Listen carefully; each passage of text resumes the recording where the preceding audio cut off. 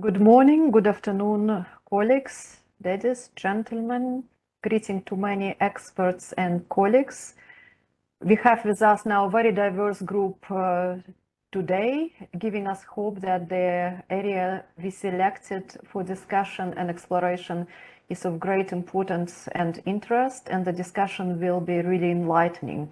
So we have with us today representatives of different UN, EU delegations, governmental representatives, representatives of several UN agencies. We have with us colleagues from the grant projects of SWITCH-Asia. Greetings to the experts working on APR in particular. We have very interesting alliances working with APR, so the group is diverse and exciting. The webinar is organized by the SWITCH-Asia SCP Facility, which is a part of the EU-funded and supported already from 2007 SWITCH-Asia program. And this program has two major components. This information for those of you who are not very familiar with us yet.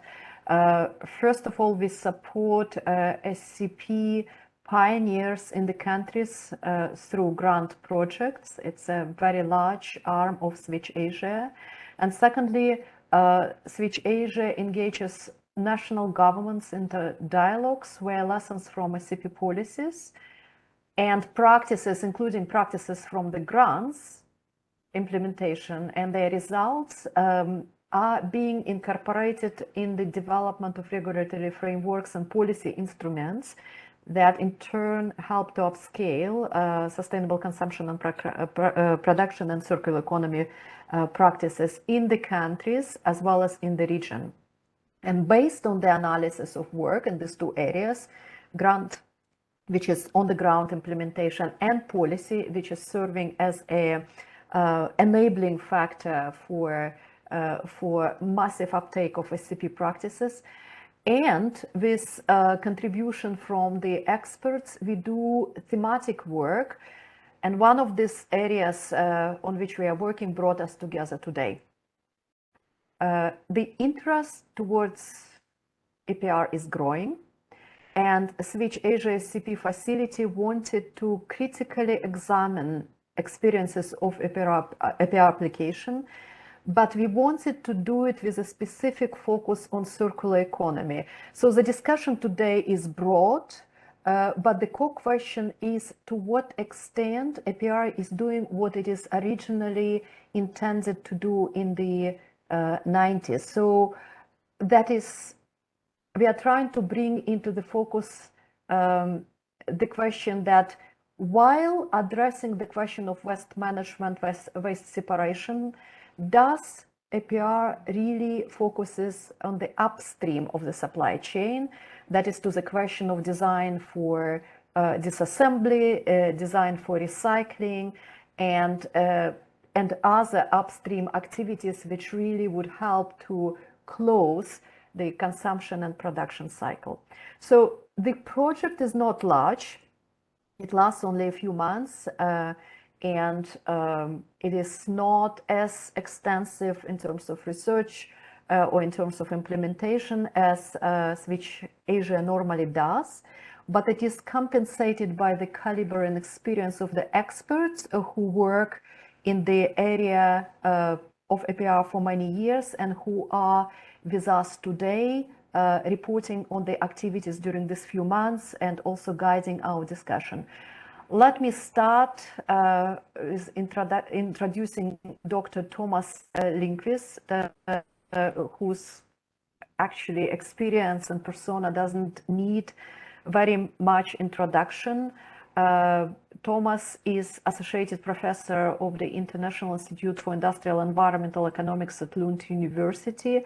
Thomas did not only work with APR since early 1990s, but he also is what we call the father of the APR concept and supporter of producers, governments, different organizations internationally and locally in developing and implementing APR for various products through a variety of policies. The second expert who is with us today, who is very well known in Asian context, Dr. Panat Manapayanvibol, who is assistant professor at Mae Phaleang University in Thailand. Panat also leads a research center on circular economy for waste-free Thailand. He works with communities, local governments, companies, and NGOs, and his focus of his center is to find workable zero-waste solutions to advance the circular economy. Mr. Pranshu Singhal from India, but also very well known in Asia and Southeast Asia, but also internationally, as he is now honorable fellow for quite a number of think tanks and research and analytical processes. Pranshu is a founder of Karo Sambhav. Karo Sambhav is a de facto APR organization, APRO, as we say. And Karo Sambhav somewhat is broader than just APRO, because this organization is designs and implements circular solution for multiple waste streams, and this organization collaborates with producers, brands, and again, knowledge organizations to mainstream this knowledge. Pranshu's earlier career also has been with private sector organization. Pranshu, you worked with Microsoft and Nokia before. Mr. Hoon Yang Soon, CEO and founder of Eco Ideal Consulting in Malaysia, a company which is specializing in waste and carbon management in the country. And Han has 22 years of experience in waste management consultancy, including APR experiences in used tire, e-waste, packaging waste in Malaysia. So again, Han and Pranshu interestingly represent the business community in this discussion, and interestingly also Thomas and Panat are working more as analysts, probably more from the perspective of analysis in academia. So with this diverse and capable group, we are opening this webinar and hoping this discussion is going to give us new insights and new hints how to return APR and associated policies more towards its original intention towards circularity. With this, Thomas, the floor is yours. Please guide us through this discussion.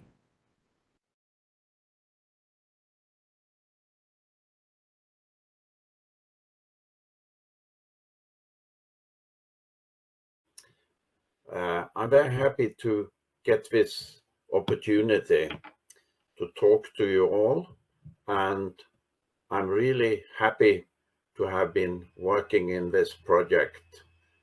Some of you might have noticed that the other speakers have a background in Lund at my institute also.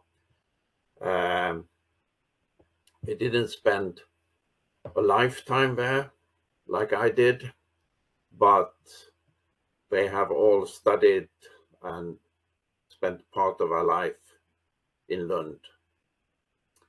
And as Sinaida said, they are very experienced. They have returned to their countries and they have continued to work in the areas we are going to talk about today. So for me, it's a fantastic opportunity to meet people and to learn from them. And I hope this will be the same for all of you. We are wanting to do a lot today. And that means also that we will have some challenges in getting the time to work. And I know that often many of you have questions and so on. Please use the chat when you are able to do that. And we will try to pick up a lot of the questions at least. I don't dare to say all of them, that would be a little bit too much. And sorry, SWITCH-Asia, I didn't manage to get the right background. I don't have access to everything in my computer. It is a university computer, so you will have to live with my other background, my real background here around me. Sinida already said that I started to talk about extended producer responsibility in 1990. And already some 5 years before that, I started to work in the area, doing various projects, both with companies and with industries of various types, with governments, international organizations. And I learned that we have challenges when it comes to our products, not the least when they become waste. And listening to a lot of clever people in various countries, especially in my case in Northern Europe, I started to get some ideas about what we should do. And then I happened to put a name on it. So I did it in Swedish first for the Ministry of Environment, but then I had to present it more internationally. So I did a translation to English also, and it became Extended Producer Responsibility. I think the words were chosen very well. I didn't realize it at that time as much as I've done afterwards. Responsibility is a very strong word, and it talks about what we need to do. And producer points to the producer, and I think that is very important. I also was surprised, or at least my older colleagues at that time were surprised, that this idea and even the name took off rather quickly. So we had a lot of development, especially in Europe, but also in East Asia, a bit in North America, and then gradually spreading around the world.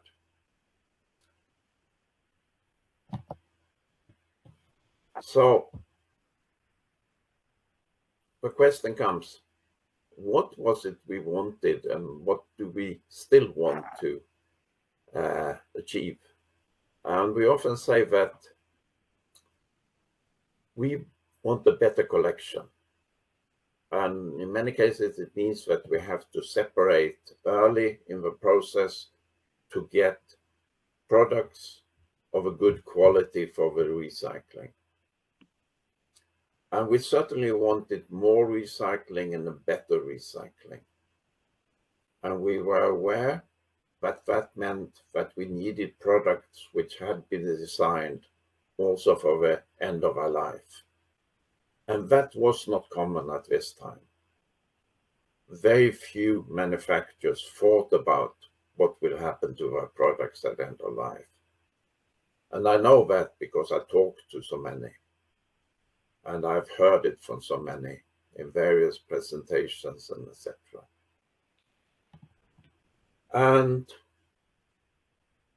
by better recycling, we will also come into the circular economy in a good way.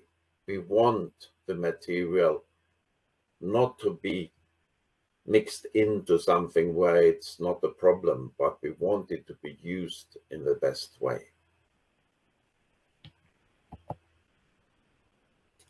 You can say that by and large, it starts in Europe, and we get the first legislation coming in Europe.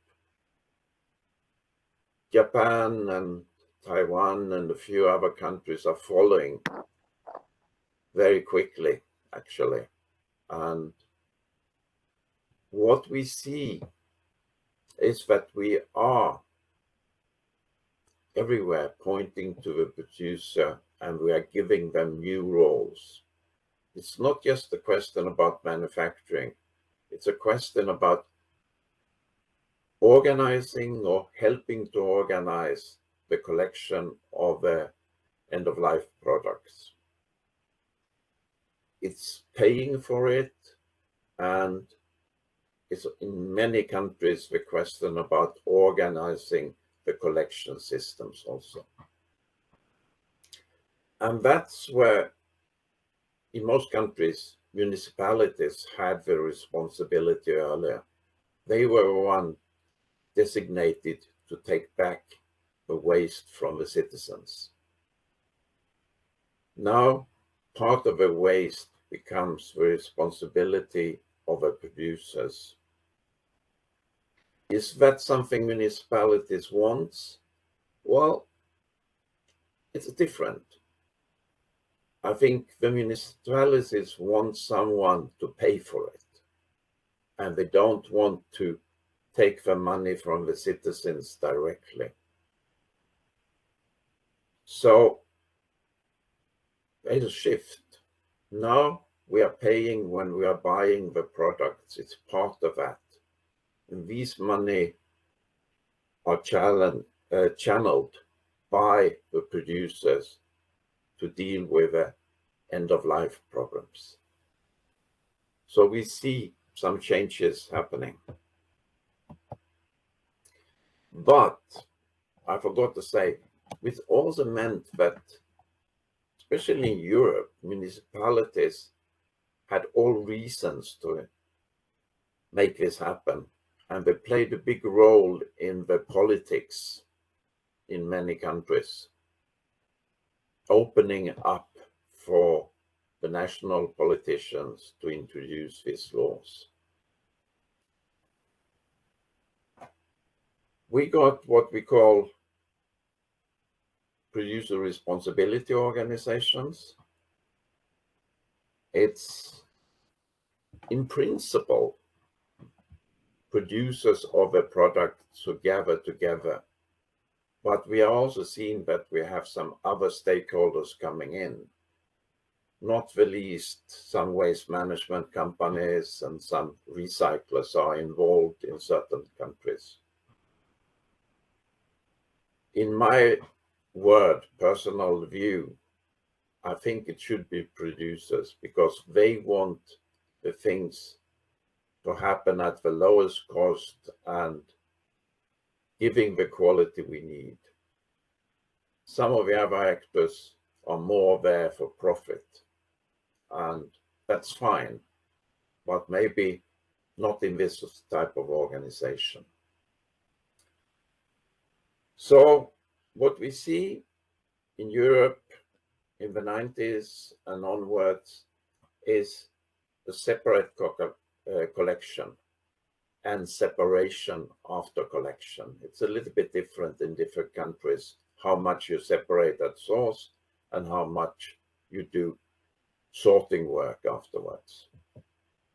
We also see that we need more recycling capacity, because we are collecting and recycling so much more than we did before. Sometimes it's easy to forget about the real change which has happened, but it's a very fundamental change. And we are recycling products which we hardly recycled before. We have expanded from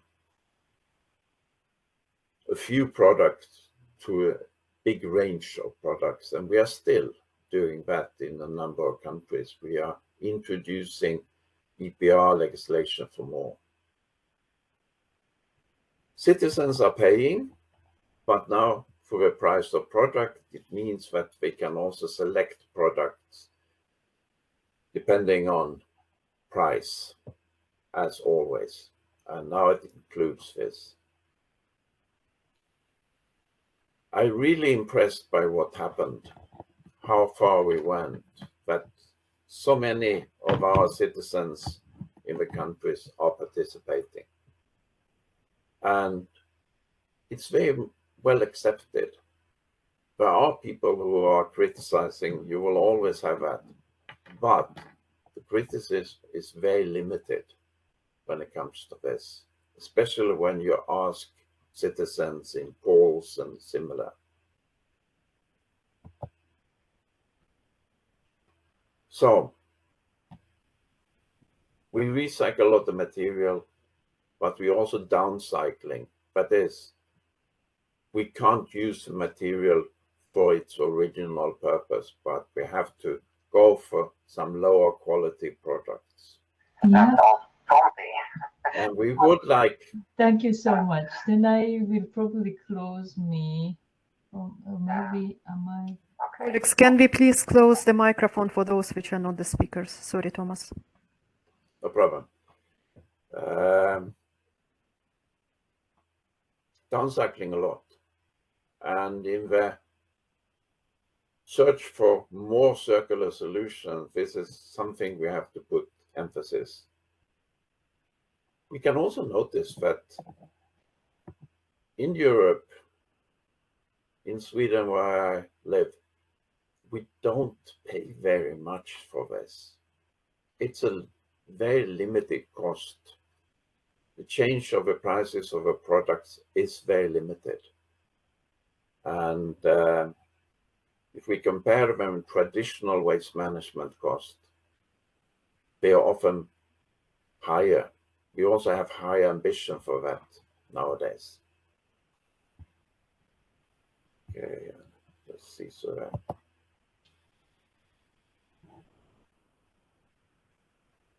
but we will talk mainly about Asia today. And Asia has some features which are not that common in Europe. One is the big role of the informal sector in many other Asian countries. Another is the more limited capacity and role of municipalities. Waste management becomes a budget issue, and it is a problem to get money to expand the waste management and improve it. People can absorb some costs maybe, but not very big costs.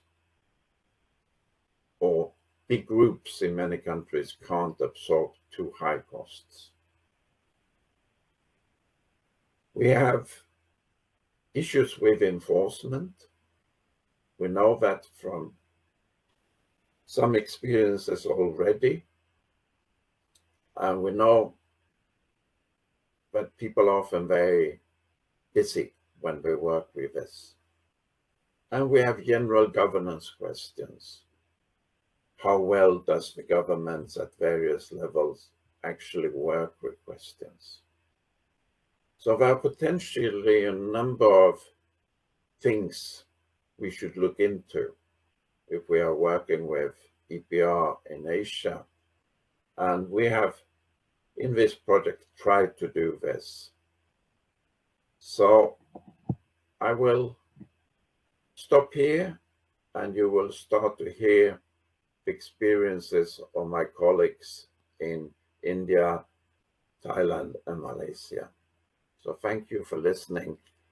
I won't take any questions now, but I will read in the chat and try to come back later towards the end of the seminar. And my colleagues will also appreciate if you use the chat for questions, because we are short of time today and we have to kind of try to answer quickly and to answer the most relevant questions. Okay, thank you all.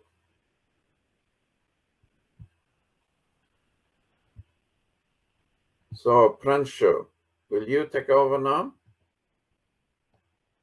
Yeah, thank you, Thomas. And I'll just share my presentation.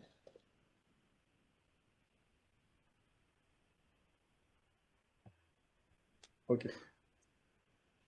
Greetings, everyone. and thank you for participating in this discussion.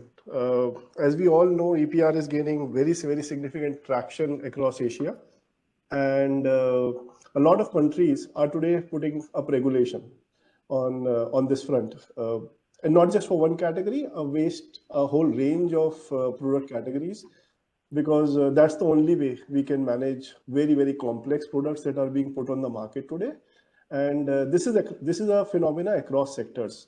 So, pick up any sector and you will find the complexity of the products is increasing, which makes it very difficult for the traditional waste management organizations. For example, that role was being played by municipalities earlier, to manage this variety of waste. So the Indian government actually is one of the first governments, or one of the early governments, who started putting up regulations in the space of for multiple product categories. It started with electronic waste in 2012, when the first version of the e-waste tools came up, and then it was revised in 2016, which is the version which is continuing today with some modifications. And then we have seen same EPR principles being applied for plastic waste management, now tire waste management. And the whole idea is, how do we enable, if I were to just piggyback on what Thomas said, three things. How do we change design? How do we enable better products which are designed in a way that they have lesser toxicity and they are much easier to recycle? And thirdly, I would say, are using recycled content instead of creating dependencies on new and virgin materials. So that's the first goal. The second is, can these regulations enable better collection, better sorting, which essentially would mean a very different sort of behavior from people and institutions as compared to today. And the third part is the recycling side.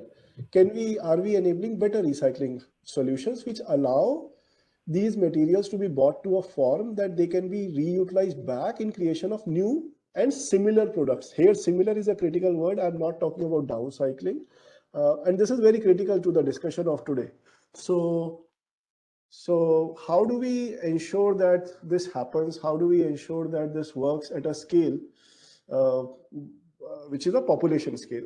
So, if I look at the waste value chain, and this would look very similar in most emerging markets, once the product has been put on the market, we have it, the product gets converted to waste either at the institutional end or at an individual end.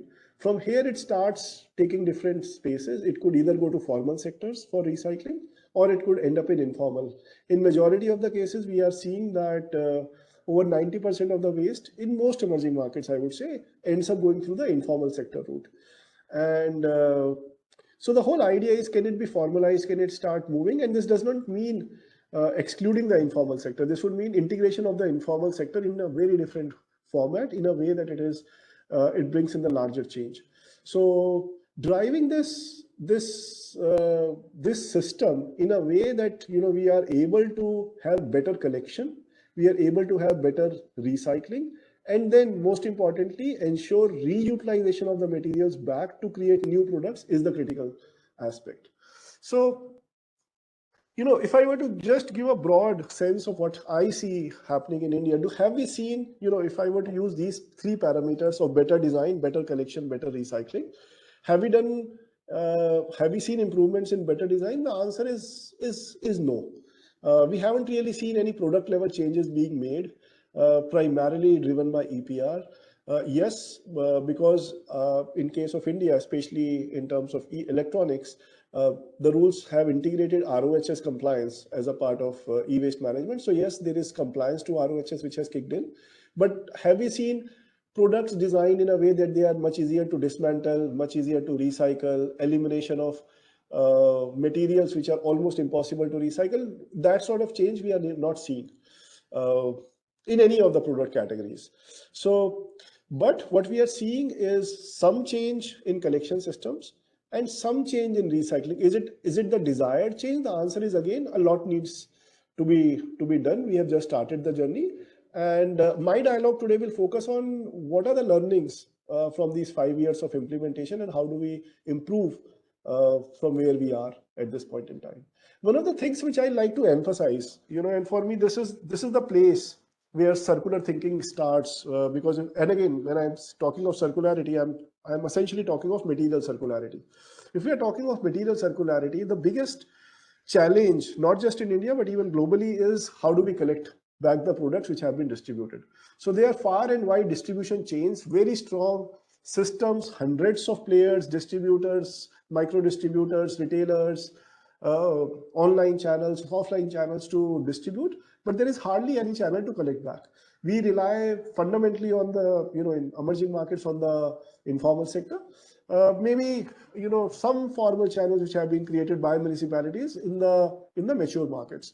So, however, what is super critical if we have to bring a fundamental level change is enabling population scale collection systems. And population scale is critical. We are not talking of, rarely spread, collection points here and there.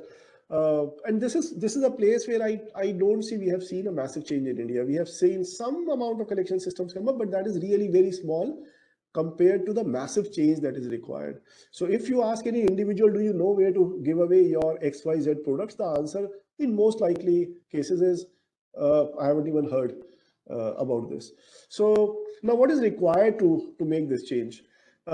First is we will need to go back and invest into new infrastructure and look at leveraging existing public infrastructure, because creating new infrastructure for collection is a very difficult task.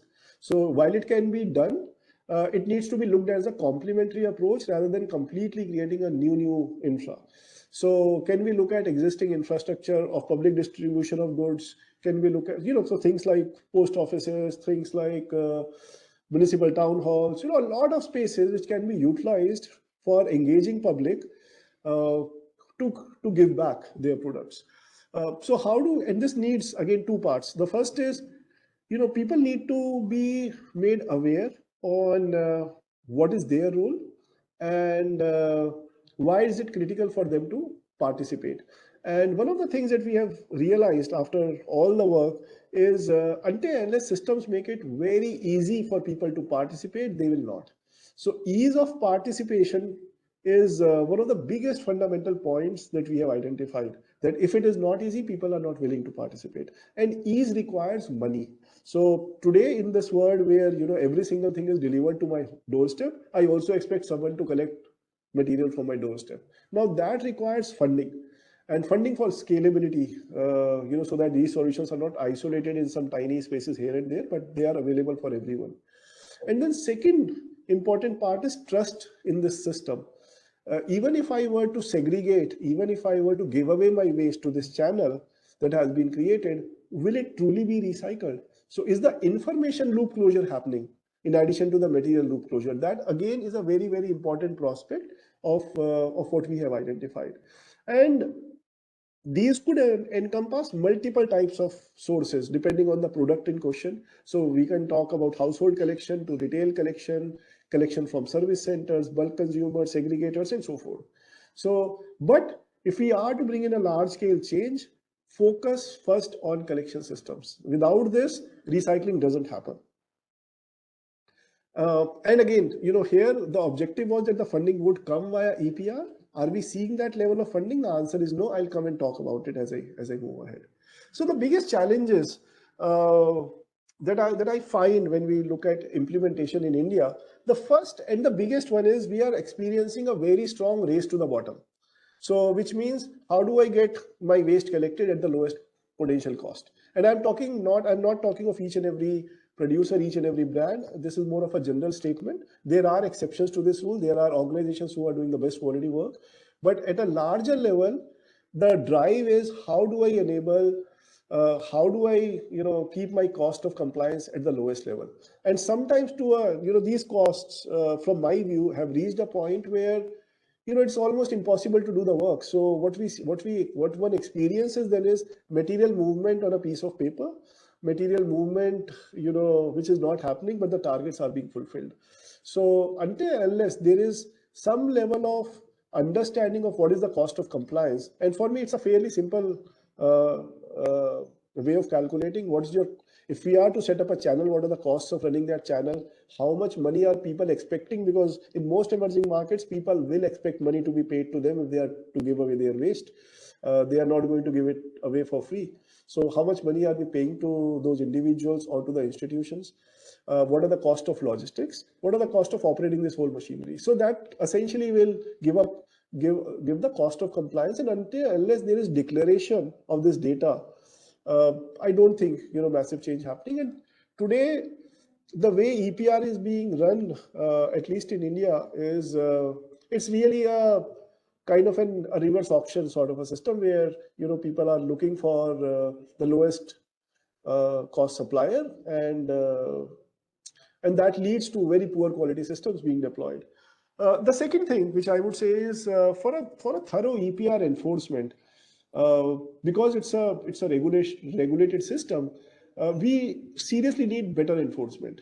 Very little enforcement does not lead to good results, and we are again seeing this in India, where while there is willingness to enforce, but this requires a very different sort of enforcement. So how do we create those capacities? How do we create those systems so that enforcement can be done at a much larger level? Because lack of enforcement again leads to issues with level playing field. And again, for me, the enforcement point is related to how do I enforce better if I don't have monitoring systems. And in today's world, we have great solutions for digital monitoring of the data sets that are being on waste, which is being collected, moved. So how do I ensure this? And this digital monitoring should not just encompass collection, but also recycling. So how do I make sure that by digital systems, I'm able to have a very, very thorough view of the overall system that has to be put in place, which essentially, from my point of view, converts into, if we are to create long-lasting population-scale collection systems, if we are to create responsible recycling infrastructure, then there needs to be funding set in place. Today, this funding is entirely dependent on EPR-based money, where we are experiencing a race to the bottom. So, in one way, first of all, we have to stop this race to the bottom by bringing in a cost of compliance benchmark and some level of transparency in what is being done. If this fund is not found to be suitable enough, then there has to be an additional funding infra solution so that the required collection and recycling systems can be set. When we talk of policies, my essential focus is always on deterrence. You can't go and catch hold of each and every recycler, each and every collector, each and every PRO, each and every organization out there. We need to ensure that we are creating very strong deterrence by sharing data sets. And this is where, again, role of technology becomes very critical. EPR also, what we are noticing after talking to multiple enforcement bodies and working with them very closely, requires a very different sort of capacity. This capacity traditionally does not exist. So how do we build this capacity in institutions to enforce is also critical. And then it is always critical to remember that this can't be done by a single actor. So it's always a multi-actor approach. WEEE Forum has been talking about it very strongly across, that without an all actors approach, we will not be able to solve the problem. So it's not just a problem of the producers, it is also a problem for citizens, and they also need to play an active role. And how do we enable that role is very critical. So, for example, integration of informal sector becomes very, very important in such a system. If I were to talk of, what are the challenges that we have seen? The first is building capacities from an enforcement point of view, and this could be done using simple checklists, questionnaires. Today, these tools don't exist. So if I were to just convert what I said earlier to very specific outcomes, just simple checklists and questionnaires do play a significant role when enforcement is happening. Enforcement, again, is not just for one type or one type of player. It should be done across the value chain with multiple players, including PROs who should be audited. And then we have to think of some innovative ways of how do we do monitoring. Can we put the data in public domain? Can we look at educational institutions who can do this research on a regular basis? So this data is made available to research institutions or even engineering colleges, management institutes, so that they can analyze this and come back with their own findings. So instead of leaving this work very, with government entities, can it be put in public domain for a wider analysis? So, and then if I move to the recycling front, what is critical is to go deep into recycling. So just saying that, every single thing can be managed by one recycler does not really solve the problem. So we'll have to standardize and document what are the different technologies for recycling, what are the efficiencies that can be achieved. And as and when there is innovation, again, documentation needs to happen. Have very critical, as a part of EPR, I have always recommended having very critical targets, recovery targets for materials. Today, in absence of recovery targets, there is struggle on collection targets. So while collection is being done, is it truly being recycled? Is material recovery truly happening? And if it is happening, can we generate an inventory on secondary materials, which will allow companies to then know what kind of materials are available for utilization in new products? So these are some of the points, experiences that I have picked in India. So, and I'll do a short repeat. So on the design side, we haven't seen massive changes, especially from a point of view of better recyclability of products, elimination of materials which are challenging, which cannot be recycled. We don't see that change. We have seen some level of change in collection systems, but a massive change needs to be brought in. Same for recycling. While the infrastructure has started, it's starting to get developed, but until unless we do some basic changes in terms of how the regulation is implemented, and unless we stop this race to the bottom, it will be very difficult to get the desirable results. Thank you.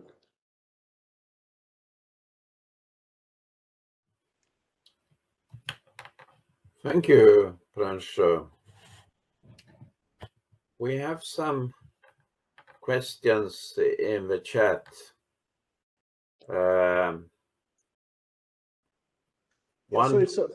Let me take them. So there's a question about municipal corporation. So for certain varieties of waste, like electronics or mattresses or tires, I don't think, municipalities do need to play a very significant role, because a lot of this waste just doesn't end up in municipal waste. It goes to the informal sector. So integration of the informal sector then becomes a very, very critical project. So, again, what we have seen is in our existing regulations, informal sector is not even recognized. So how do we recognize this very large community of people? How do we ensure that they are participating, they are bought into a system where their role is defined? That will play a significant role.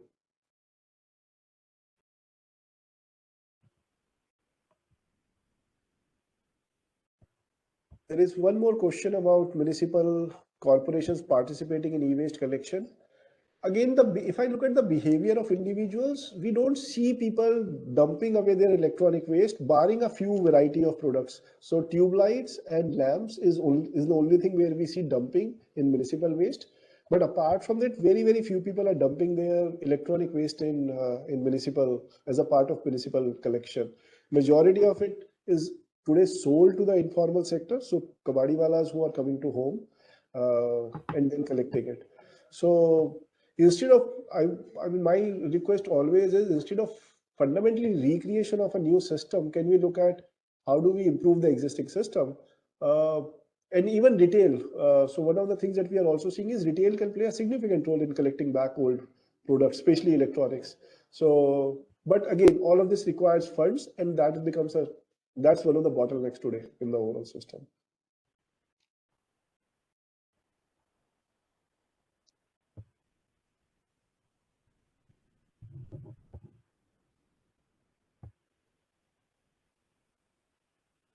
Thank you, Pransh. I saw that I also got some comment about the role of municipalities in the beginning here. And you can say it's clear that many municipalities in Europe, in a number of countries, are interested to have a control also over what we could call the EPR products. And you can say many companies are accepting this, partly because it makes EPR and these costs non-competitive. And that is something which sometimes industries like. We compete on some other things instead, and this one we leave. Pranshu also mentioned a bit about design changes and not seeing them in India. I think we would say the same thing often today, that we don't see much of it in Europe anymore. But initially, in the early 90s, when this started, we saw quite a lot of lightweighting, quite a lot of changes in material, in packaging, many changes of other products also. So at the stage of anticipation of EPR legislation, we saw quite a lot of it. Maybe we are not asking enough so that we still get these changes. Maybe if we would ask for a better recycling, we would start to see some of this if it had financial implications for the companies. Okay. Maybe we should do what our program tells us. And I was the one who said that we have to do this. We have to have some breaks. I learned that as a teacher in university, that if we don't have breaks, people don't listen very well after a while. So I propose we take 10 minutes break now, and then we will ask Panat to continue and talk about Thailand after the break. So feel free to do what you need to do or what you want to do the next 10 minutes, and we will be back after that. So welcome back. I will present the second case. But first of all, before I start going to like the situation in Thailand, I would like to share with you that I was really happy when Sina and Thomas kind of approaching me about this project, Rethinking EPR, because as you will see in my presentation, this is a very exciting time to talk about EPR in Thailand in this particular moment. And I have been kind of in this circle for about 15 years at least. And I would say that this is an appropriate moment to do that. EPR was not a new concept. Actually, in policy circle in my country, we learned about it since the early 2000s. And it's the Ministry of Foreign Affairs actually who kind of activate the other agency and other organization about these three concepts, because we are expect to have some impact by the enactment of the EU directive. But I have to say that since that point onward, 20 years has been passed, we still have very limited experience compared to the EU, of course, or even India that you learn from Pranshu. In the early 2000s, what we did is we study what is this concept, how is it going to impact mainly our exporting industry. So the key concern are or like the V and ROHS and ELV directive that were our main exporting industry.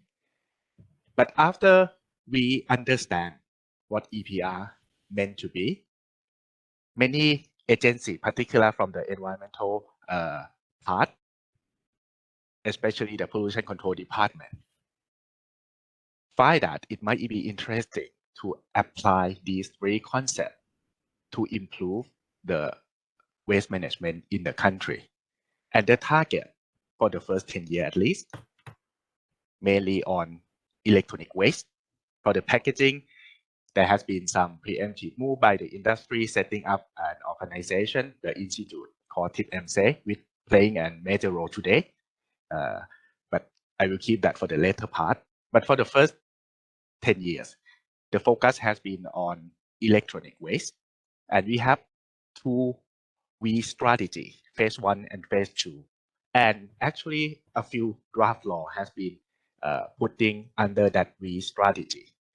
And I think we have a good discussion when Pranshu saying that in India, after the law, we have not yet seen the, I like his word, the population scale change. And when the Thai authority trying to design what the legal framework supposed to be for e-waste, we try to see what will be fit into context in order to induce that kind of big scale change. And I had opportunity to be involved in some of the project of putting forward that kind of legal framework. So I will kind of show you the dynamic of the discussion on how EPR could be implemented in Thailand. Initially, EPR was seen as a two-part instrument. So on one hand, it has seen as a principle that can be a reason for the government to levy a fee on target product. And then that fee can be channeled for the second part, which is the subsidy for collection, for better recycling, and even for better waste disposal. So that kind of the ambition. However, if we move to the mid-2010, we have seen a change when the second draft V has been put forward. This was due largely to the engagement of the industry. Because in the first model, the necessity component, or actually the central component of the EPR system, was the governmental fund. But the idea of putting the fee in the hand of government to decide on what the fund should be spent was not very preferred by the industry.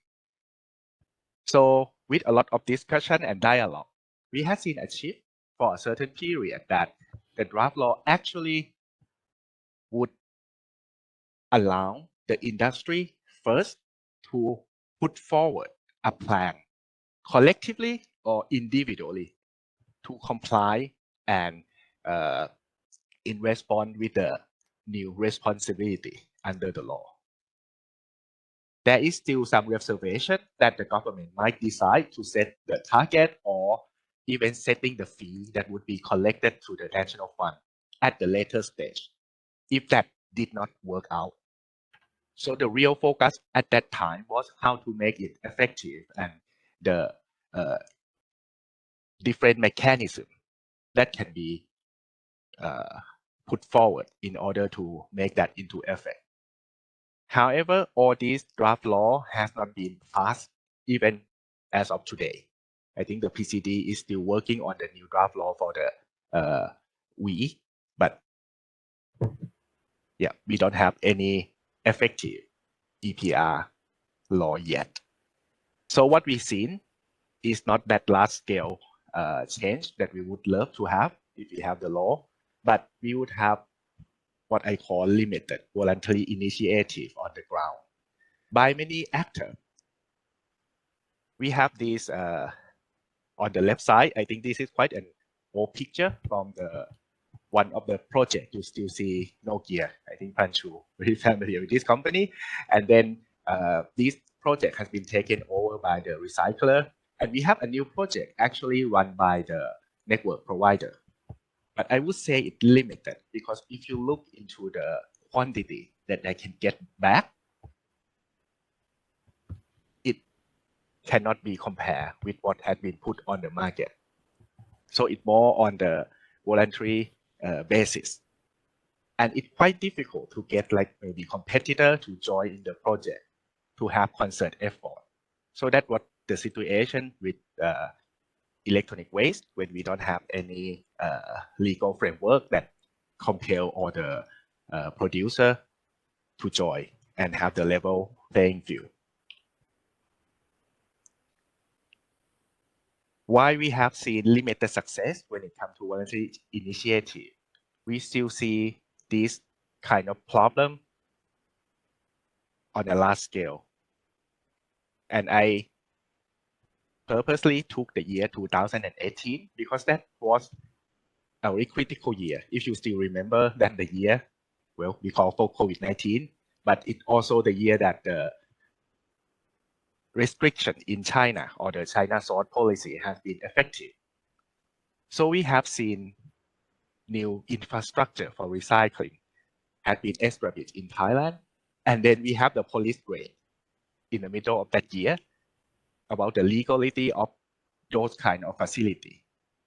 And we also have heavy pollution in some of the villages that doing polluting activities, trying to recover electronic waste. You can see the picture from the dump site that my team, we visit the site and then we taking some picture. So we still have this dirty side of the e-waste recycling. And I think we need to understand two reality that very important in many Asian countries. The first one is the recycling industry. This might be quite different from when EPR has been developed in Europe or like maybe in Japan. Actually, we have thriving recycling industry, but they based mainly on, I don't like the word informal sector, but I will say that in our country, we call them like junk shop and waste dealer. I mean, they have to register to a certain level, but they are the one who control the collection of high value material. So we have recycling of those materials. But the way they handle material can be problematic in many cases, like when they treat electronic waste. And some of them cannot connect to the large reprocessor that we have in the country, who rely on import and export of secondary material. So it's kind of the two worlds that connect loosely in the country, but they can have different interests. For example, when we're talking about the ban of the import, I think the reprocessor, they don't like that idea because they rely heavily on the import. But then for the junk shop and waste dealer, they kind of support that idea because when we see the influx of waste from outside, we see the price crash for many materials in the country. So the recycling industry, they have also competing and conflicting interests that we need to understand when we design the system. And the other important issue that we have been discussed in the chat is what happened for municipal solid waste management. In Thailand, we have more than 7,000 local governments. They are divided into 5 classes. About a third of them do not have the capacity to offer basic service for waste collection and disposal. What they can do is they promote community-based waste management. But when it comes to collection and disposal, that is where we are lacking. And that's precisely why we have big problem when we start to turn our attention to the plastic pollution, especially in the ocean. So this is the work commissioned by WWF to Metabolic and a consulting company in the Netherlands. And I help in this project trying to use our waste statistics. And then we can find the pathway that most of the leakage to the marine environment, this is about like about 5%, actually come from littering. So come from the area where that we don't have proper waste collection. So this is a big problem. And this issue has been sensationalized by this Ray Dugong, Mariam, which kind of being the love of the country. But in a few months, she died simply because of plastic debris that she ingests. So at that period of time, I think everyone kind of agree that we need to ban plastic. That is a big push. And this is why I say that this is a really important moment for us to rethink what EPR should mean for the country. Because now the political window is open. We have the ocean marine debris. Thailand has listed as one of the top polluter, and ASEAN has made the declaration. And it would fit very well with the government announcement on how we going to approach SDG. So the current government, I was there when the Prime Minister announced in November 2018 that we will use what we call BCG economy model. So it's based on bioeconomy, circular economy, and green economy. And EPR had listed in the action plan for BCG economy as one of the instruments that would bring forward circular economy. So we have all the driver, unlike 10 or 15 years ago at the big level. How to translate that? Well, we have some tool. I think we have some colleagues from GIZ. So I would like to say thank you to making these tools available in my language. So we have some tools, some experience, some case study of how EPR can be implemented. And we have seen the industry trying to do the pilot project on the PRO. So just last month, 72 organizations come together and try to implement the pilot project that will promote more collection, separation, and recycling of packaging. And we even have the Minister of Natural and Resource and Environment giving the keynote speech on EPR in that event. So this is very important moment. What we need to capture, I would like to spend some time on this slide. What we need to capture is to design an EPR system that is cost effective, because we need a buy-in effect. We already have the brought-in effect by the people at the high level on the policy on the policy maker. But for the industry, I think there is still some reluctance on how much this EPR will cost us.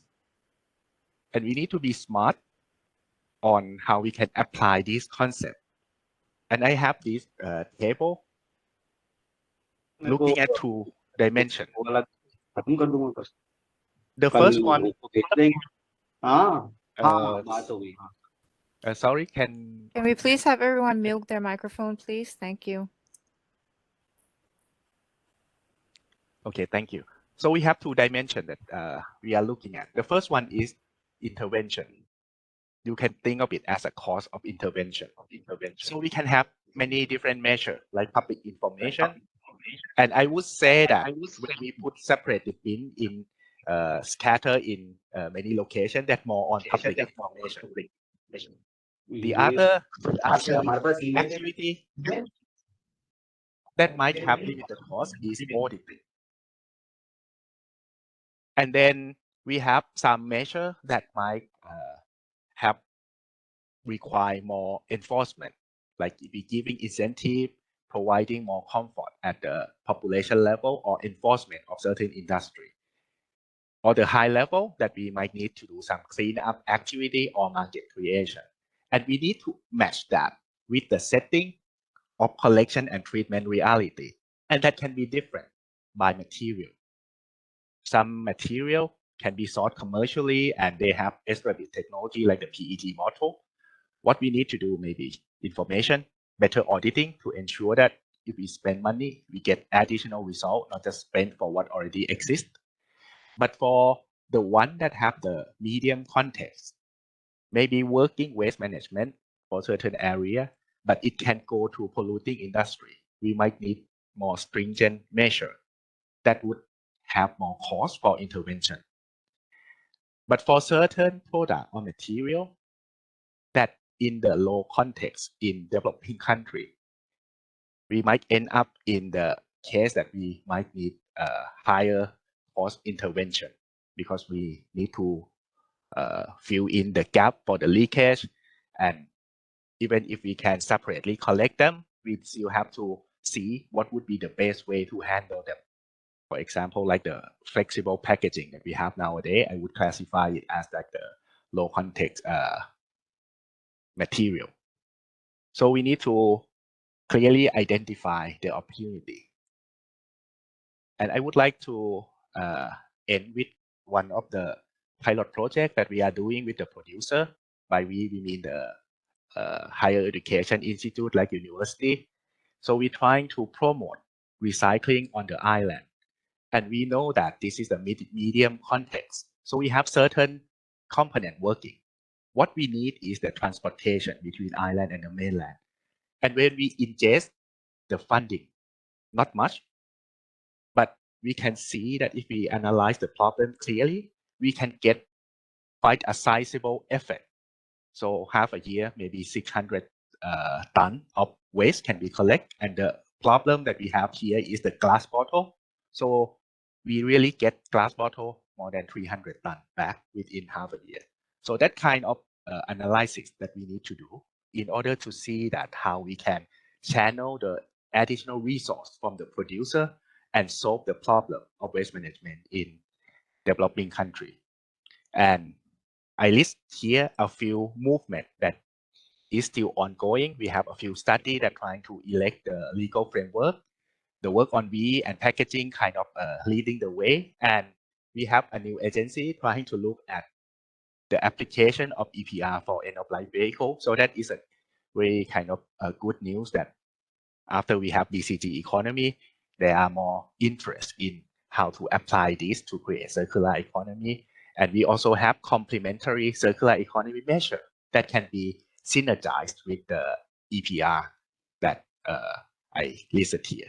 So with that, I would like to thank you for your attention, and I will be happy to answer your question in the next 10 minutes or in the chat.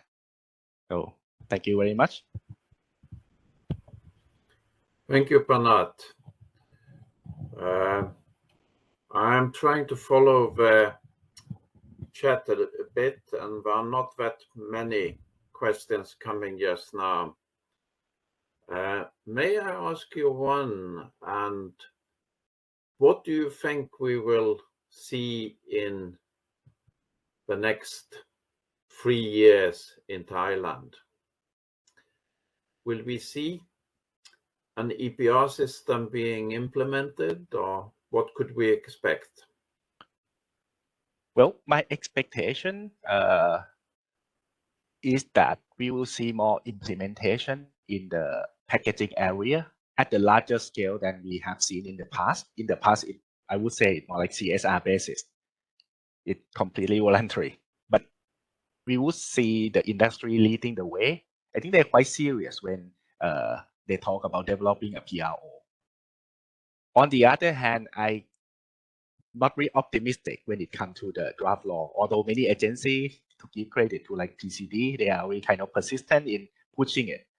But the political atmosphere in the country is not very receptive for that kind of change. It might change in the next year, I'm not sure, but I would say that for the implementation led by the industry, I would put more hope on that.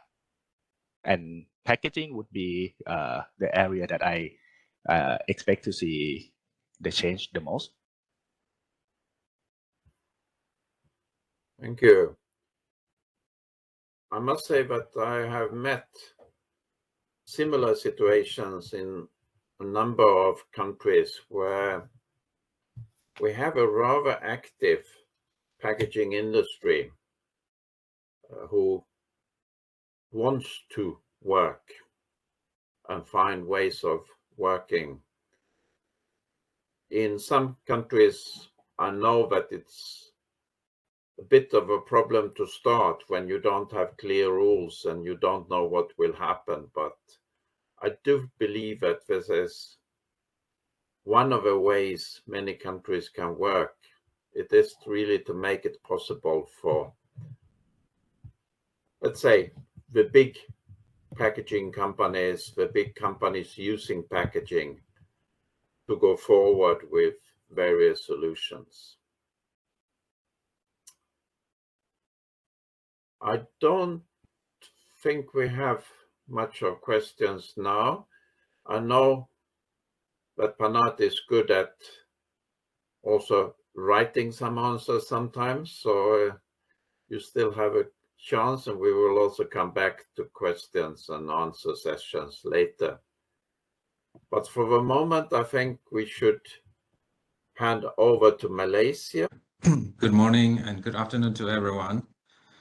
I'm very happy to be here today with so many respected colleagues and participants. I'm happy to see a lot of people that I know, and very good to see you here. So today, this afternoon, I'm going to give you a quick brief on what's happening in Malaysia. You have heard about India, you have heard about Thailand. Let's now look at Malaysia and where we are in terms of EPR. I have to say, in general, I think India is much ahead with already law in place and implementation. Malaysia is very similar, I would say, in terms of status with Thailand. In fact, very similar in where we are. You will see why I say that. Okay, let me start. Okay, like many Asian countries, the waste ends up in open dumps mostly. We do have a few sanitary landfills in Malaysia, but not often they are disposed properly. You will see that very often there's fires in the landfill, which burns off whatever is dumped there. Yeah, that includes different type of packaging, plastic, and that's definitely something we need to change here in Malaysia as well as the rest of the world, I presume. I took this picture myself at one of the dump sites. I think you can see here what is dumped here is clearly a resource for many others. So I think what Malaysians are not good in doing at the moment is to find a way to prevent this from going to the landfill. We do have some recycling already ongoing, as like many other Asian countries, mostly focusing on the high value plastics, for example, the PET, HDPE. We have also e-waste recycling going on to some extent, with some of the similar problem that Panat has mentioned in terms of the pollution as a result. So we are pretty similar in that case. Here you see a picture here in the middle. I purposely took it. It's in one of the waste bin that's going to the landfill. You can see what is inside, and I guess most of you would imagine this should not be in the bag going to the landfill, no? Okay, let me then move on to what Malaysia is doing in EPR and circular economy. In fact, Malaysia has started on waste reduction, reuse, and recycling way back in 2000, almost 20 years. And I have to say, it has made some progress, but not fast enough in general. There are a lot of policies and roadmaps that has been developed, including specifically on EPR and circular economy. And I think sometimes there are too many of them because you just get lost from reading too many of these documents. One of the most relevant one I want to highlight is this roadmap on plastic sustainability roadmap, 2021 to 2030. It specifically mentioned that EPR will be implemented by year 2025 in Malaysia. Yeah, so to answer Thomas' question, in the next 3 years, we hope that this will be implemented in Malaysia at least. Now, the latest one that we have is called the Circular Economy Sustainable Waste Management Blueprint. It's an ongoing roadmap that has been developed to address a wider type of waste. Yeah, so my understanding is that it will also cover things like construction waste and many other things that you can think of. So let me just bring you through some of the initiatives that has been done in Malaysia. First one I'll highlight here is on scrap or used tires. This is one of the earliest, I would say, system that has been set up in Sarawak in Borneo Island, which I was involved directly. And what happened here is that a law has been enacted to set up a recycling system to recover and recycle used tires in Sarawak. I'll give you a bit more information in my next slides on this one. Then secondly, we have also some initiative like in Thailand on e-waste, especially on household e-waste. Here we have got some support from Japanese government to set up some pilot projects and also to draft regulation on household e-waste, which is now in the middle of being approved by the government.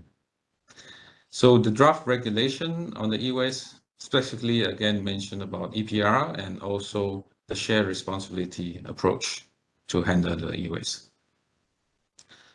Most recently is this post-consumer packaging waste. We started this initiative since 2021, and I'll give you a bit more details on this in my coming slides. So let's talk about the tire.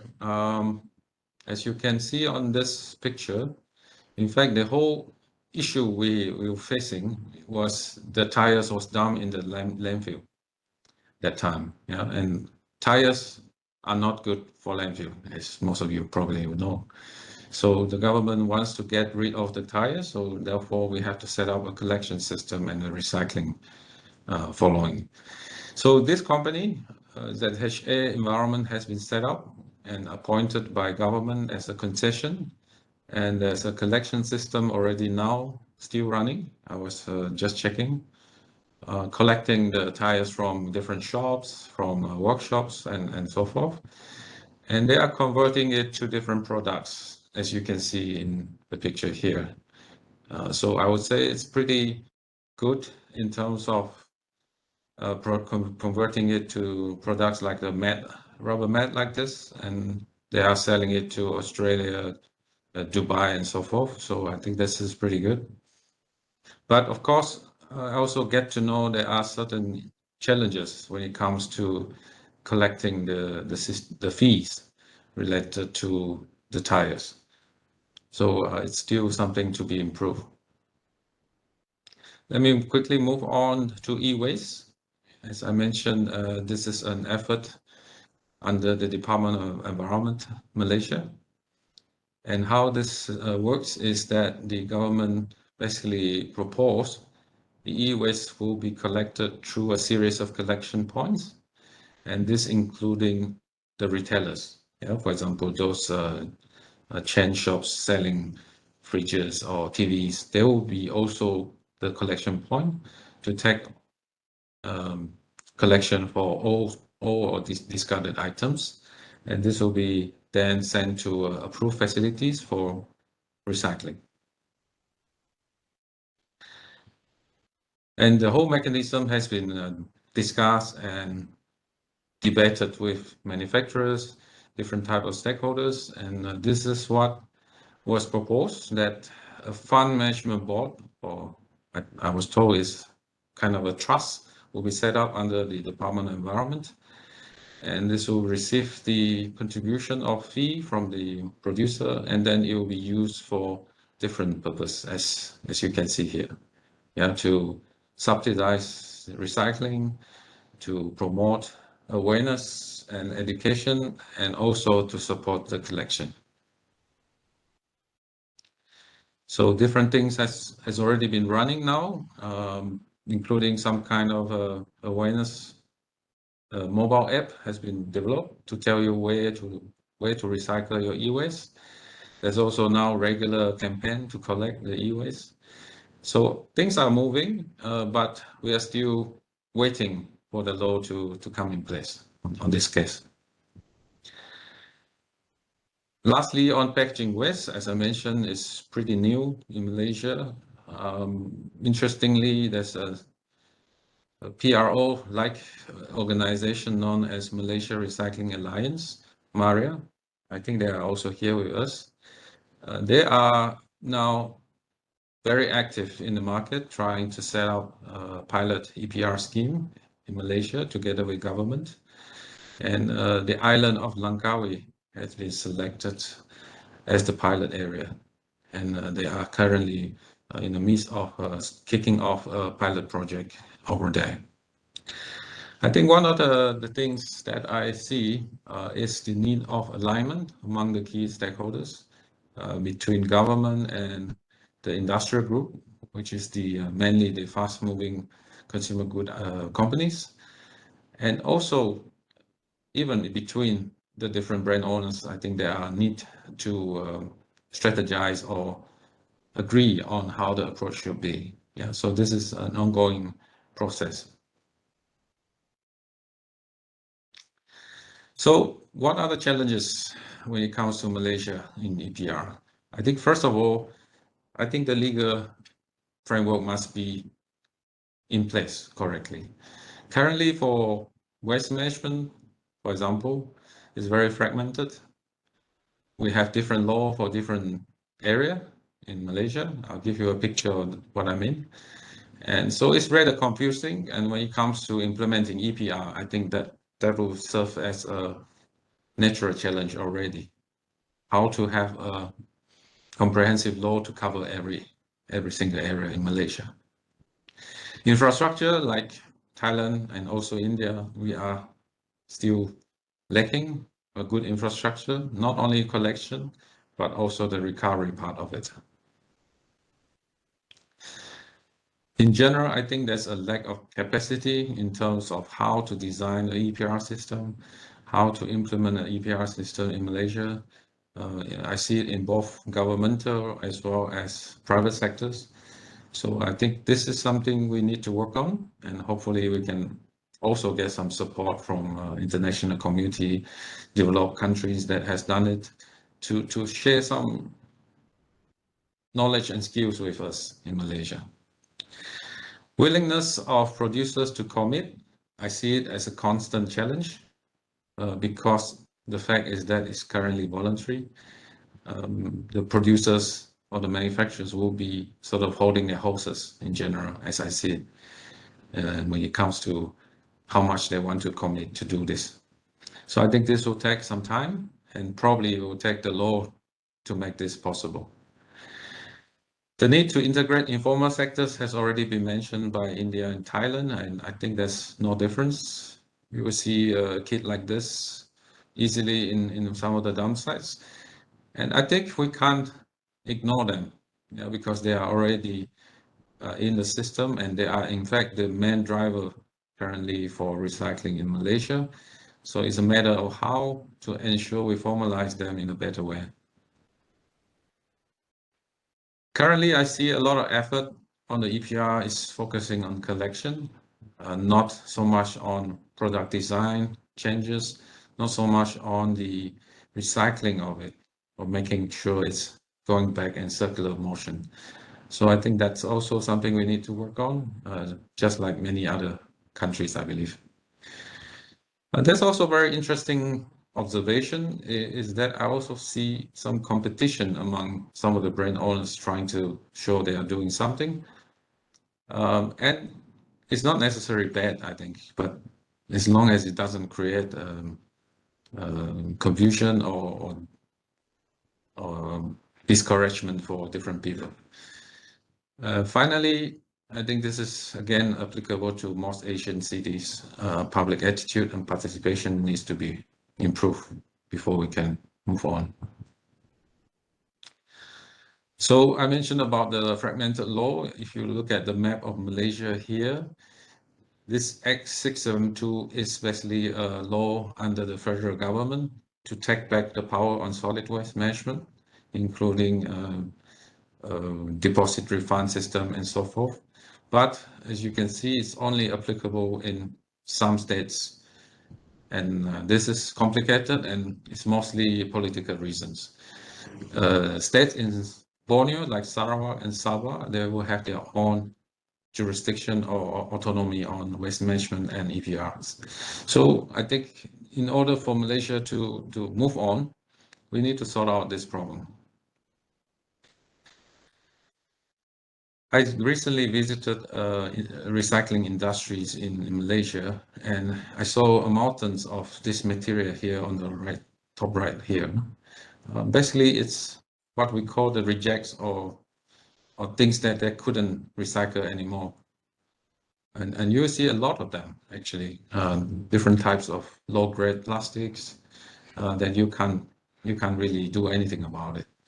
So currently they are basically dumping to the landfill after they are done with whatever they can take. So I would say that we need to find a solution for all these low value or things that we can't really recycle, and probably need to establish a link to people who can make use of them. For example, the cement plant or whoever needs this as an alternative fuel, probably we can feed it to them. And also, of course, new recycling technologies to make a better recovery, so that we don't have, it end up in a beach like this one that I just visited.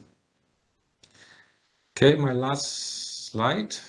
In terms of how we should move forward in Malaysia, I think first of all, we will need a law. Just like I think many countries, without the law, the different stakeholders or players will not really commit themselves. Stakeholder responsibility must be detailed out very clearly. Currently, I think there are some confusion or some differences in, what people should do respectively. So I think this must be ironed out by the different stakeholders. Infrastructure, of course, must be established and managed. Here we will get, on the picture, you see one of the latest drop-off center in KL. It looks very interesting with a high-tech system. And I think we will need many, many more of this kind of convenient drop-off points for people. Urgent capacity building and technical support, as I mentioned, because we are relatively inexperienced on how to do this, how to enforce, how to draft the law. So I think that there will be a need for capacity building in Malaysia. Securing the producer and brand owners' commitment, I think this is definitely a requirement so that the EPR can work. So I think this will be a long journey, if you ask me. So, of course, we should learn from the pilot projects that has been done or will be done and scale up accordingly. And last but not least, still back to the issue that we cannot just try to set up collection, but not think about the end-to-end solution. With that, thank you very much. Happy to take any questions or comments. Thank you, Han. You have a question in the chat around the role of informal sector in e-waste management in Malaysia.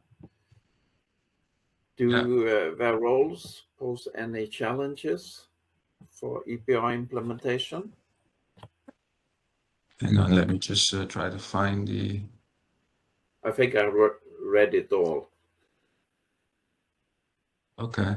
Okay. How about the role of informal sector in e-waste management in Malaysia, right? Yeah.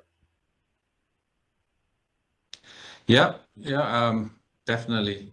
The answer is yes. It's definitely a challenge because they don't do it properly. I just visited some of these jungyards, you call it, or recycling agents. They just basically take apart all this material and then, take whatever they want and dump the rest. So I think you're right that this is a big challenge, and not only in Malaysia. I think we heard from India as well and Thailand.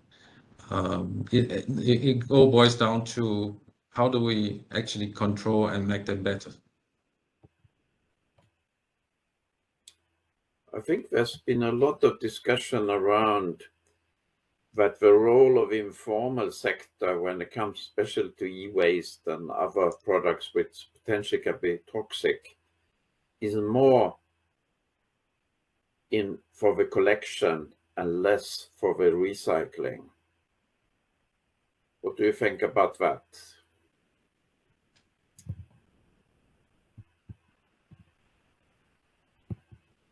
Sorry, Thomas, I didn't hear you very well. Okay. We often, many actors have said that the informal sector can do a good job when it comes to collection. Yeah. But you should be careful when it comes to the recycling processes. Yeah, totally agree. Yeah, I think when it comes to how to incorporate informal sector, I think we need to think carefully in terms of their roles and responsibilities, because as you rightly pointed out, they are not skilled enough to know what is dangerous or not dangerous in many cases. So I think their role should be well defined and limited to certain things that they can do best. And when it comes to recycling or recovery, I think we should leave it to the real experts and proper industries. I think that overall, globally, we need improvements in the recycling, and we know that we have capacities in certain places and etc. We can get much better yield than you would do with less advanced. And if we are striving for a circular economy, we need to get materials back in a form where they correspond to the original materials much better. So I think that is a global challenge we are meeting just now. Yeah. Actually, I saw also in the chat the discussion around what does it mean to have a bigger role for the companies when it comes to, wouldn't the companies then be reluctant to work in the area towards less use of certain products and so on? And of course, if you are a manufacturer and you are selling certain products, you want good profit. And if good profit means to sell more, yeah, you want to sell more. If good profit means that you sell more advanced thing at higher prices, yeah, then you go for this. And on the other hand, I think that whatever we do, we have its problems. So it doesn't really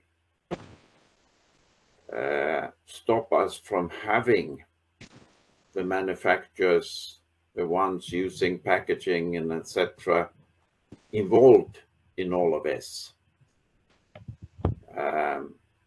It's not necessarily a problem per se. When it comes to getting people in affluent countries to consume less, we probably need other actors to take the lead. I'm sure when it comes to recycling the products which we are using, I think producers can have very big roles. And this comes both to make the collection and recycling possible, but also to redesign the products. I hope that the world will speak much, much more about redesign, and I hope we will give good incentive to the ones who are ready to work in this area. Okay, do we have anything new here which we...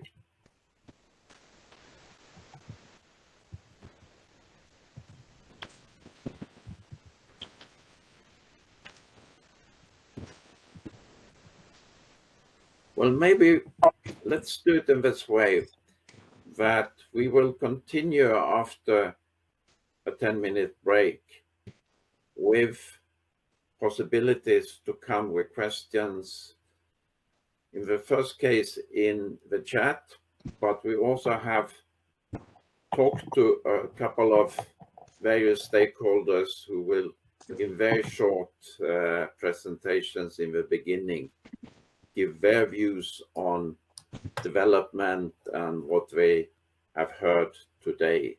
So let's take the 10-minute break and we will be back for the final sessions after that.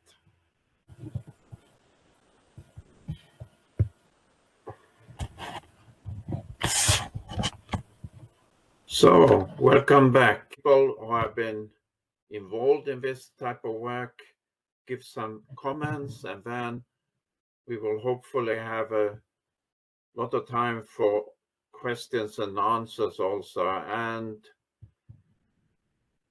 you are free to kind of write into the chat, and now my colleagues will also be reading and following and seeing if there is something which are of interest for them. But as a first, I would like to get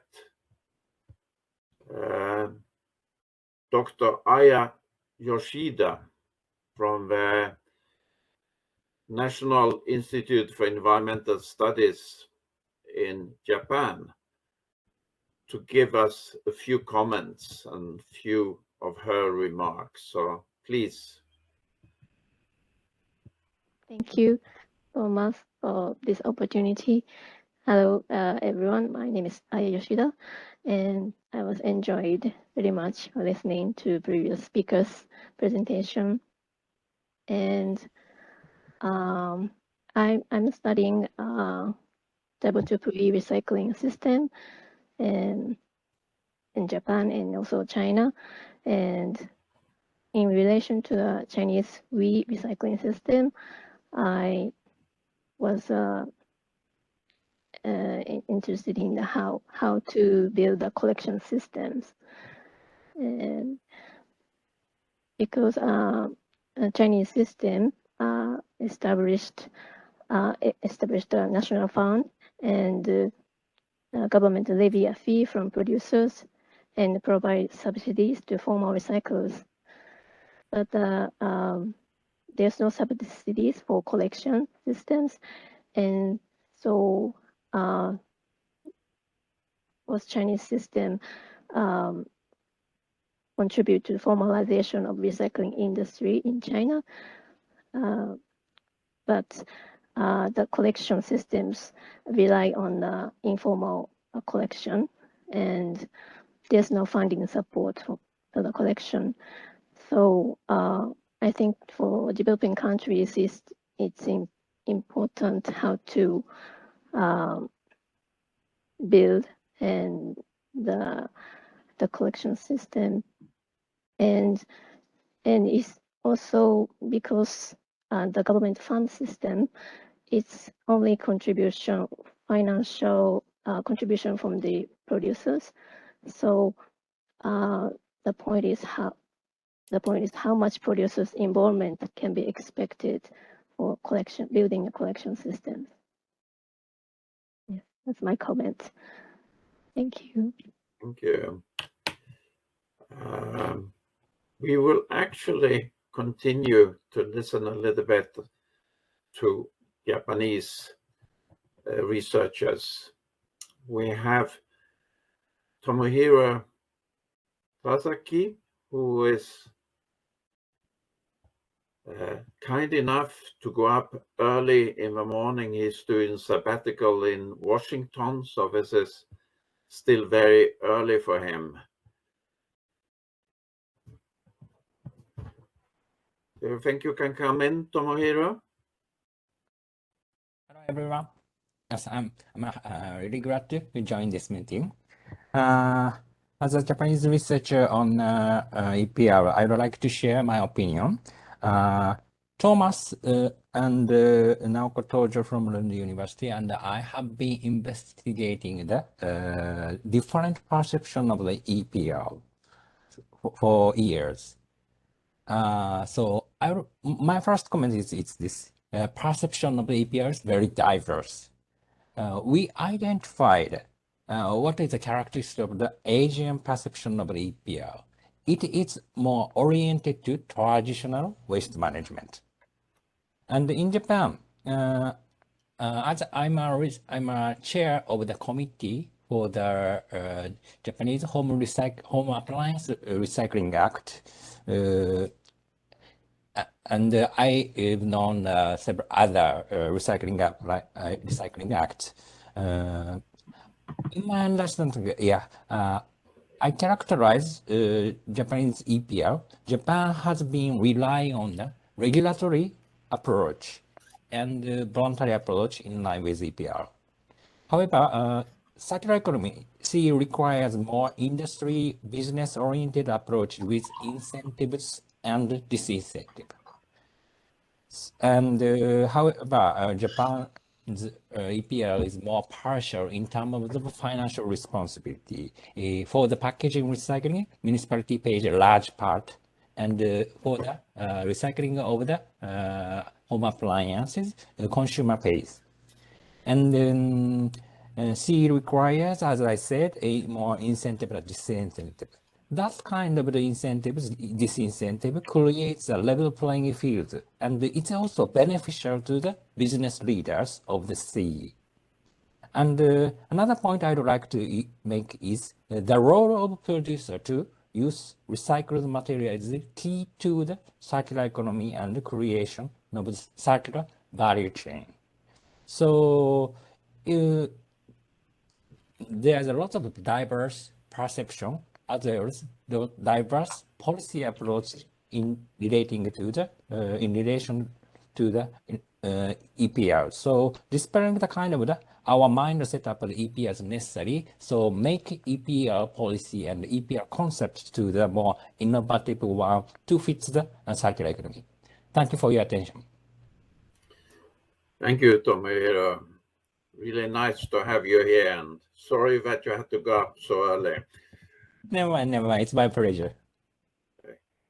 We have a third commentator from Japan, Kunsuke Murakami. Would you like to come and give your comments? Hear me? Yes. Okay. Yeah. Thanks for inviting me to this opportunity. And I really enjoyed everyone's presentations, and thanks a lot for the presentation. And we already had 2 Japanese comments, so maybe I should try to say something different. But so maybe that I got heavily involved in the Japanese automobile recycling systems. I take that example. Actually, Japanese automobile recycling system has somewhat good collection rate. And there must be many reasons, but one of the big reasons for it is the strict registration system of the automobile in Japan, actually.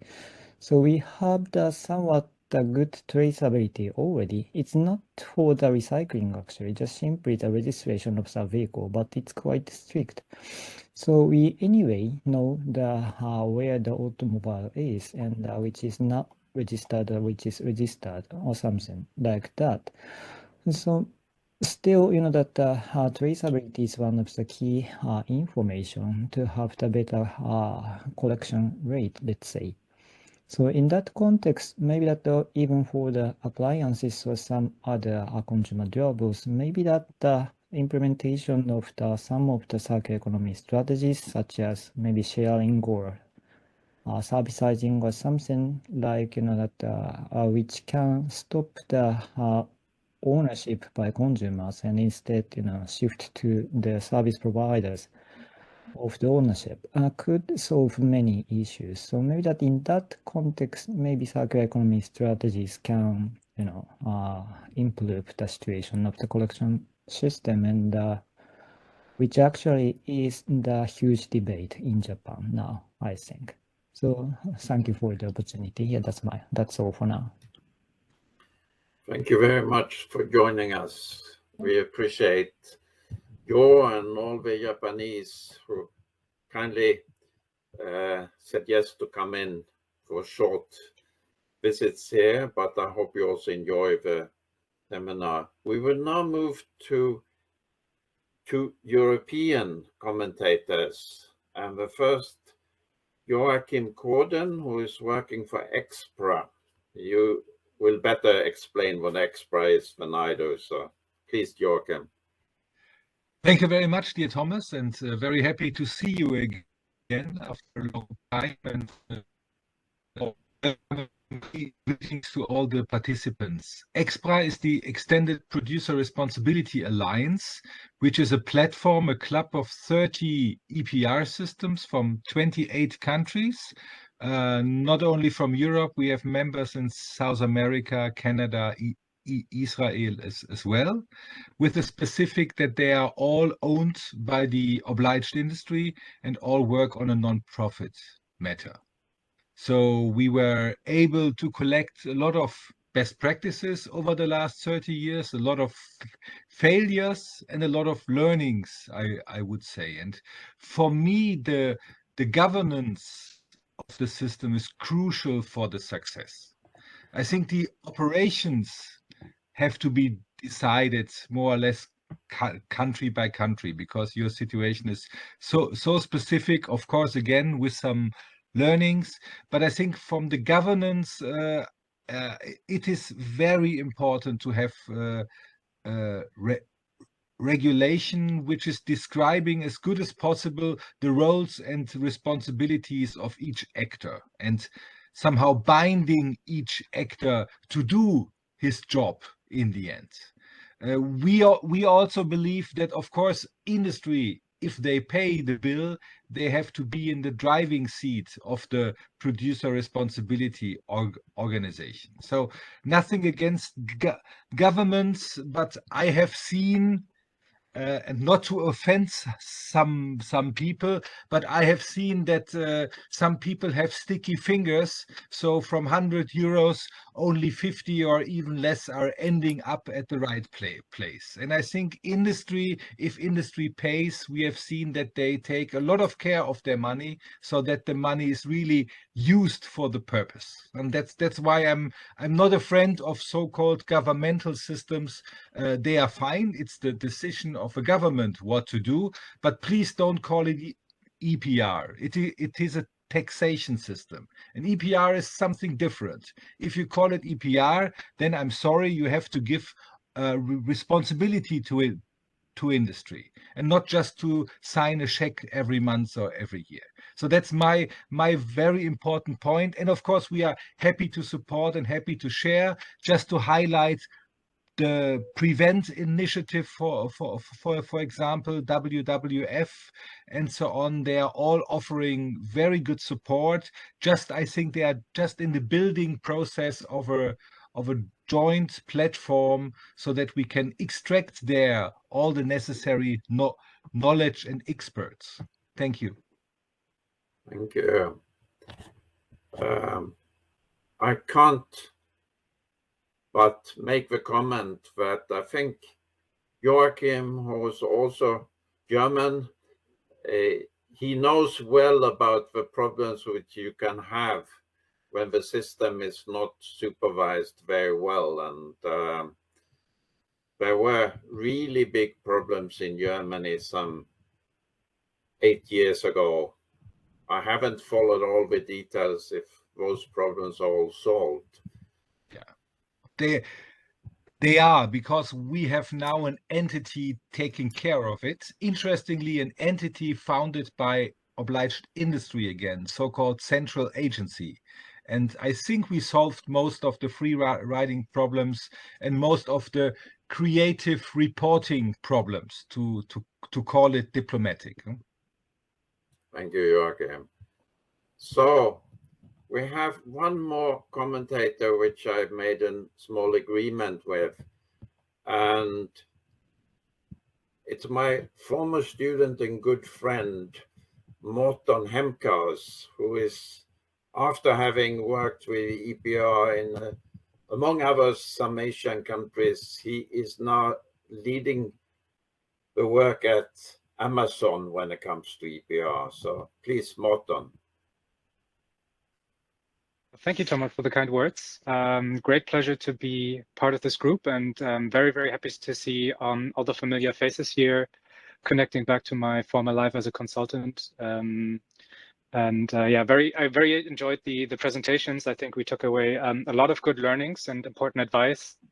I think there has been a lot of talk about the aspects of fair competition among producers, good governance systems. I think I cannot echo that enough. I'm very happy to see also that Joachim was just stressing that point once again. Roles and responsibilities, I think, are super important. That was also highlighted over and over again.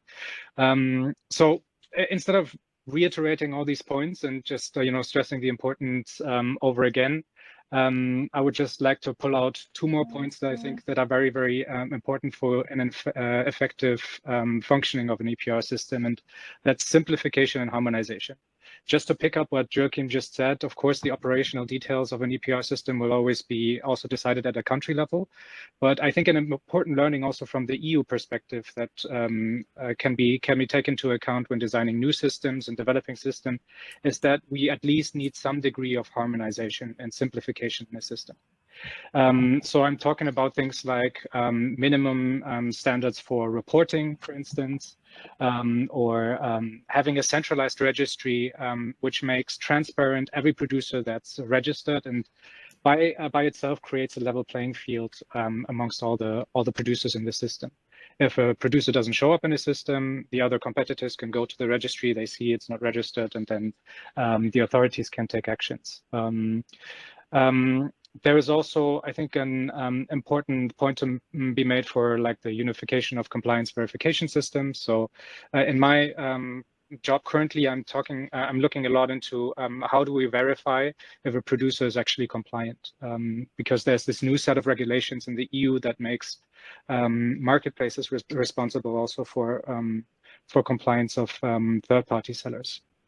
And really, the I think most easy and simplified way is to look at whether a selling partner has a registration number with a central registry, and then verify if this number actually belongs to the producer. So yeah, that being said, I think I just wanted to stress the importance of simplification. I think if we design policies that are effective and simple, it'll be easy for producers to be compliant. It'll be easy for the regulators to enforce. And it'll be easy also for the customers to find take-back points and basically support the collection rates in the system, and ultimately transition towards a more circular economy. So that's just a few thoughts from a more practical point of view, I think. Thank you again for giving me the opportunity to speak, and happy to get more comments and discussions. Thank you. The good thing is that we still have some time, so we can still get questions, comments from the audience. You have to kind of alert us through the chat. I'm also asking my colleagues if they have looked, and I think I have a signal from Han here. So please, Han. Yeah, Thomas, thanks. I'm just thinking a little bit about one of the objectives you mentioned about affecting the product design. I think we heard a lot about that, but we don't really see EPR is changing the product design to a more environmental friendly one, right? So I was just wondering, what are the reasons? Why is the EPR that we have now not able to push whoever is designing the product or the packaging or whatever to do what is the best for the environment? I'm just puzzling a little bit on this. Well, I put up my hand here because for me, this is really the question of today, at least in Europe. And we need to be better at this. I think one of the things we have learned in this close to 30 years or 30 years, is that collection has not been the area of competition, really. It has moved from most type of products into collective systems, and there are good economic reasons for why this is happening and practical reasons. And today, much of the EPR implementation is a question about collection. How do you collect? And much less is a question about how you do a good recycling. How do you bring back the materials in a quality where we can use it for similar purposes? And if you look at the design changes, you would see them much, much more if you had higher requirements when it comes to the recycling and what quality you need to go back. So I have looked at this with some of my colleagues, and we are convinced, and very many stakeholders in my country, we talked to a couple of dozens of people with good knowledge of this area. They are agreeing that we have to be better when it comes to putting requirements on bringing back materials. And just so that everyone understands, I do know that some materials decay. It's paper, it's very difficult to get back to the same quality. But we could do so much more when it comes to plastics. We could do so much more when it comes to metals, and etc. And now I can see I triggered Joachim also here to come in. So please, Joachim. Yeah, I'm not so negative on this. I think it has happened a lot in the last 30 years. But of course, if you have a target on collection and recycling, or mainly on collection in the beginning, you concentrate, or you have to concentrate as PRO on the binding targets, especially in the beginning if they are not extremely high. But nevertheless, I think industry has started in the beginning to stop the use of a lot of unnecessary packaging. And now with the increasing targets, with the increasing demand to use recyclates, I think a lot is happening in the design for recycling as well. Minimum in Europe. You can see this especially as industry, the value chain has founded several platforms to work on the design of the packaging. So for example, for flexible packaging, C-Flex has been founded with the whole value chain, and the people are really working to improve the design for recycling. The same has happened for paper and glass. So a lot is happening there. But of course, the money pressure is increasing as well. This is helpful. With the introduction of a modulated fee system, this is helpful. So all these little steps are helping. And I think that we will see a lot of better packaging in the future. But of course, you always have this battlefield.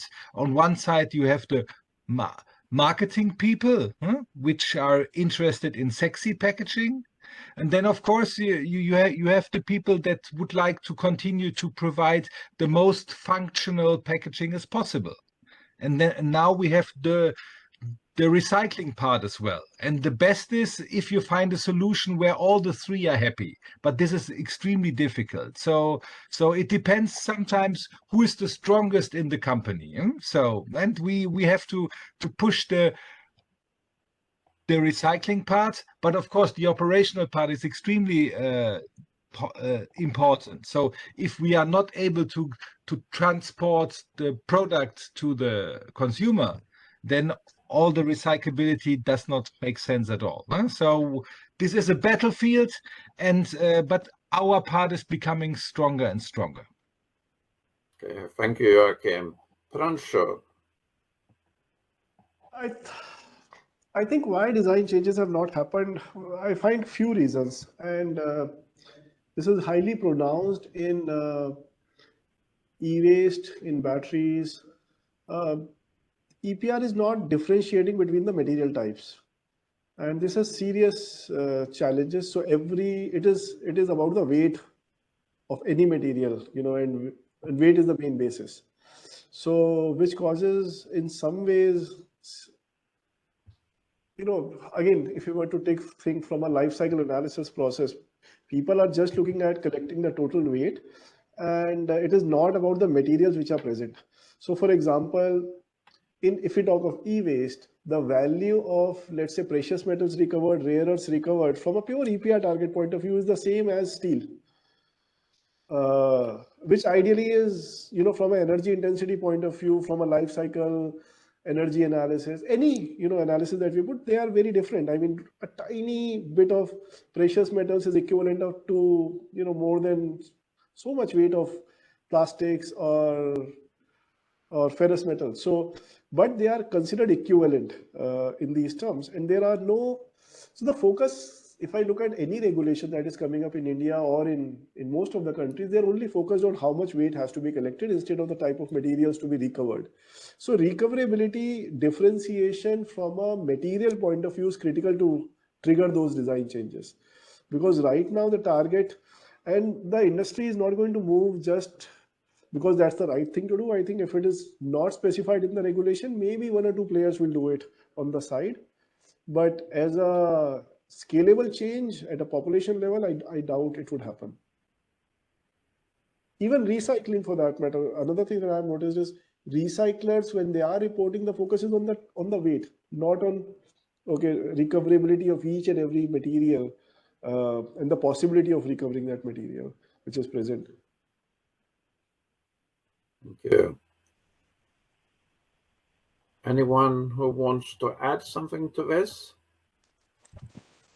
I would just say that I really like Prancho's comments now, and I'm not the only one who have been thinking about this. I've seen so many of the people researching the areas who have pointed out this need for also including in the targets. And I find it quite interesting that in the first drafts in Germany for instance, e-waste, there were different targets for different types of materials. Somehow this disappeared in the later processes. I think that in a clever way, which we still maybe need people to look into and propose and test, we need to come back to this. We need to use the material better. Now I can also be European for a second here and say, I think there's an interest in Europe to get the recycled materials as an input for industry. And then we have to recycle to a higher level to get cleaner materials and so on. And I think among everything, COVID has also learned us that this more local sources of materials and so on has a value in itself, which we sometimes tend to forget about. So I see some very interesting things happening in the coming years, and I will be among the ones promoting this. And I know that we still have to develop the right way of making the policies and etc. We are not having everything ready yet, or at least I don't know about it. So I think we need to develop new ways of writing legislation, referring to standards which are based on this and similar type of things. So there is a lot of need for development. Did anyone find some questions we have missed? Thomas, we have a hand from Tanshi Bobli. Okay, please come in. I'm sorry, I have a version where I can only see very few of you at a time. Thomas, so please. And thank you, everyone. It's really interesting discussion today. This is done. I look in Sweden, and I'm working with EV battery producer from China and how to bring them to Europe.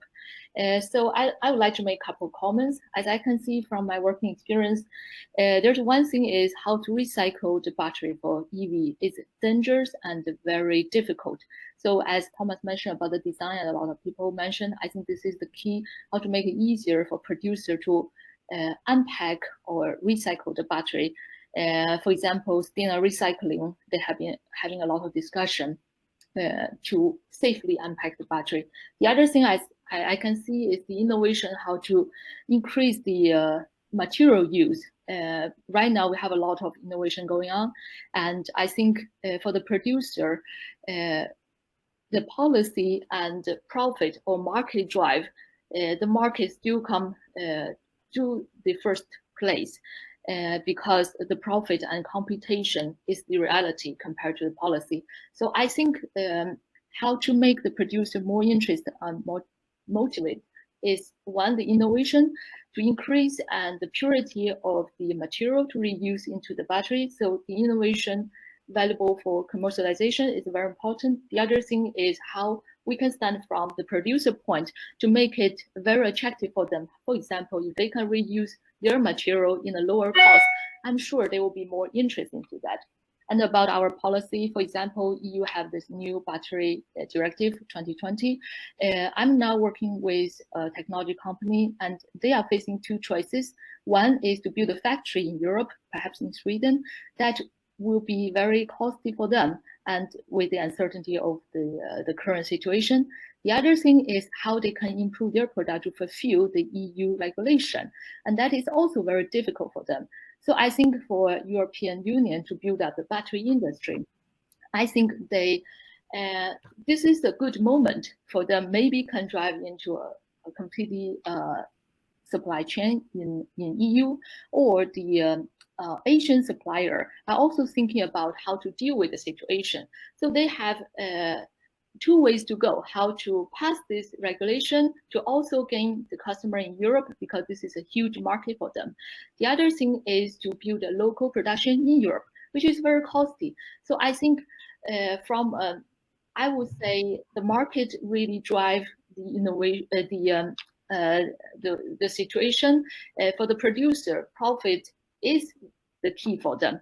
So how to make it very attractive, I think is for them to really benefit. So our policy become not against them, but also for them as part of to build up their competence. So this is a couple of comments I would like to make. Thank you. Thank you, Dan. Do we have any more questions, comments?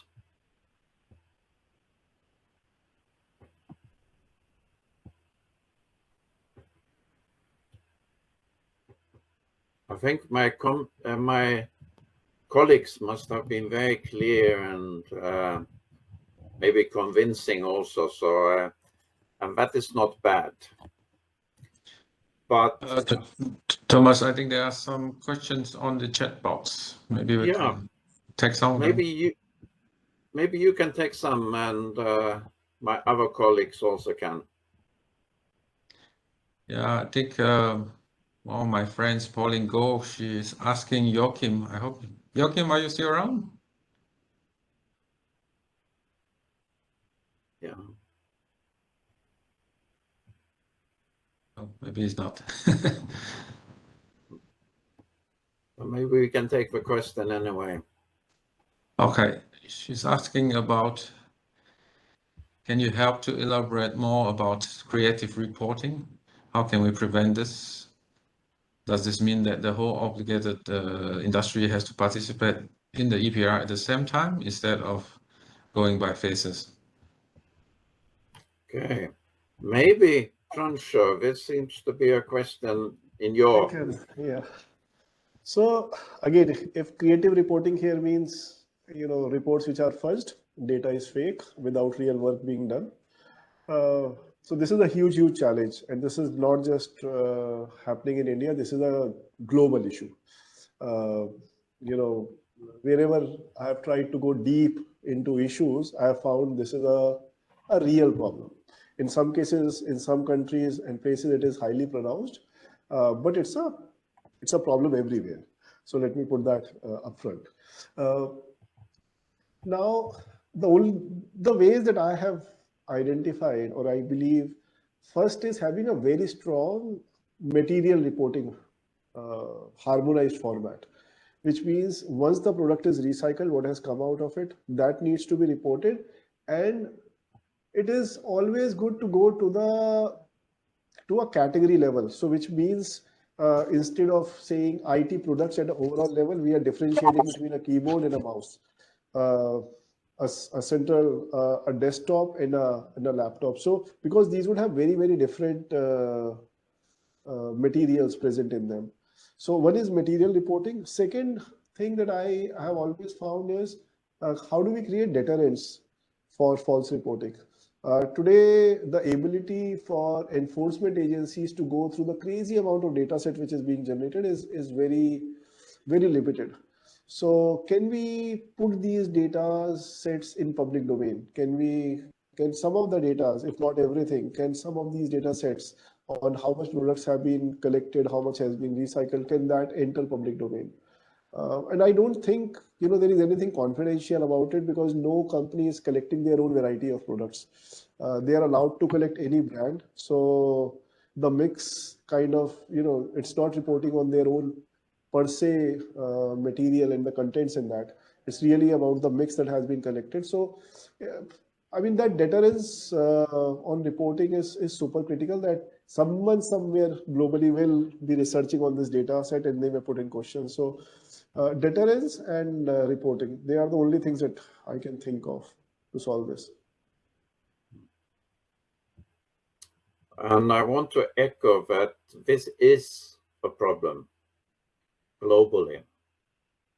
It's on different levels and somewhat different, but we do meet this problem in very many places. If you are a researcher in Europe, you may want to work with statistics from Eurostat, including about recycling and so on. But you should be aware that not all of these figures are really the ones which correspond to reality.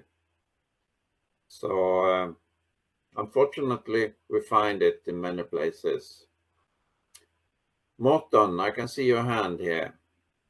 Thanks, Thomas. Just to follow up on this, I think there are two angles to this. One is the compliance angle, and then is the, let's say,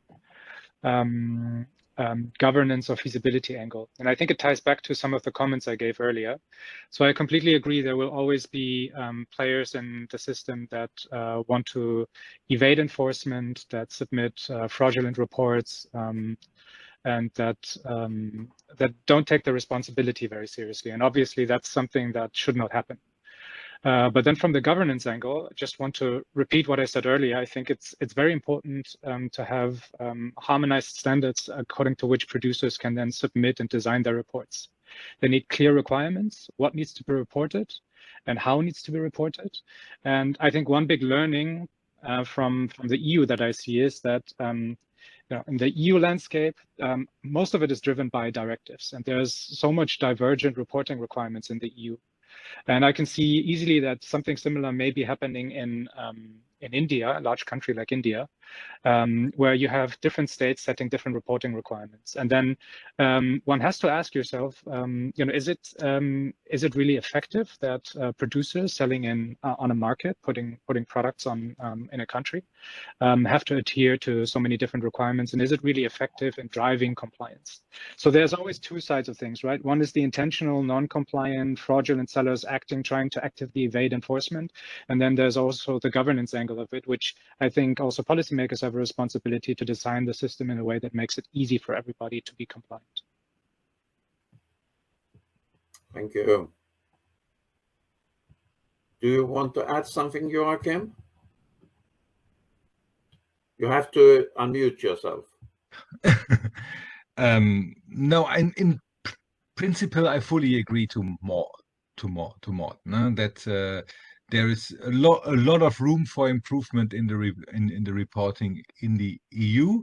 The problem is that everybody is ready for harmonization if the others follow my rules. This is a little bit the problem. The people are too proud of their systems, which is good, but which is difficult for harmonization. And if we see what is happening in the US, with 4 states having EPR now, 4 times a totally different approach, I'm afraid we will see the same again. But on the other side, this is brilliant business for consultants. So a lot of new green jobs, to take it positive. I think ultimately we should probably be concerned about the outcome here. I mean, of course, it's great to create jobs for consultants, but ultimately, I think the purpose of EPR is to drive recycling, collection, circular economy. So then, but I see where you're coming from, Joachim.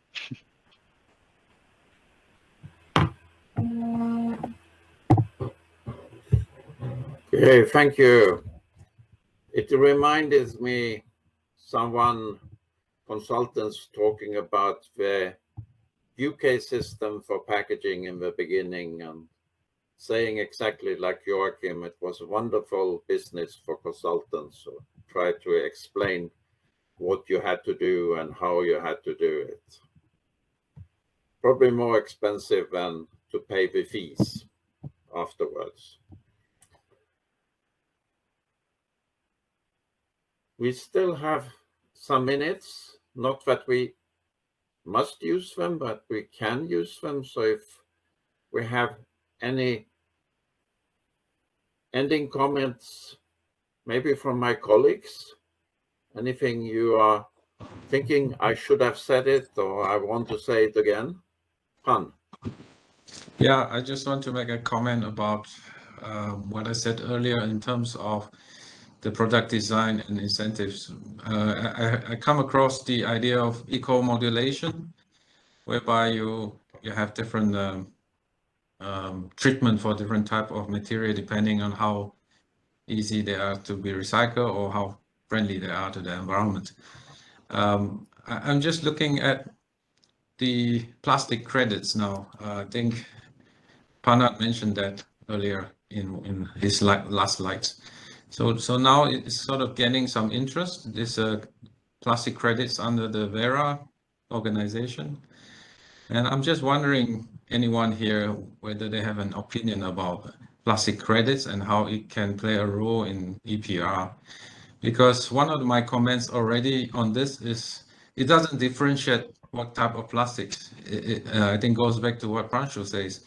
It's all about weight. The total amount you collect, and then everything is the same price, if you know what I mean. So whether it's a PET you collect or whether it's a laminates that you collect that cannot be recycled, it's worth the same. So I'm just wondering, does anyone has any thoughts about this? I see a hand with you, Joachim. Again, I'm sorry. Yes, I have an opinion. The plastic credit system, this is reminding me a lot of the British PRN system. And for me, it seems an easy way for some industries to get rid of the obligation. And I do not see how it is really involving industry to set up an infrastructure, the right infrastructure for their packaging. So I'm a little bit afraid that this could be a sexy approach because it is easy to understand for politicians. EPR is always very complex to explain. So, but I don't think it will solve the problem, and it is only done for plastics, but packaging is paper, glass, metals, combinations as well. So, and we need a holistic waste management system to solve the problem. And I don't see how plastic credits can serve it, seeing the experiences from the UK. Maybe for anyone who hasn't heard about eco-modulation, I would just say a short word there. I mean, we have in a number of European countries introduced some mandatory changes of the fees you are paying to the PROs. So if your product is worse in some aspect, you may have to pay, let's say, 50% more, 100% more, and the opposite if you can pay less. It demands much of an openness when it comes to how much are you paying to PROs and etc. So in some other countries, it's more difficult to introduce it. We have a hand up here from Pauline Gore. Yes, yeah, Professor Thomas, this is Pauline Maria, Malaysian Recycling Alliance. Yeah, you know, we work closely with Han, if you call him Han. Yeah, we call him Soon, yeah, from Eco Ideal. So I like to, you know, follow through with a question from Soon, you know, on plastic credit.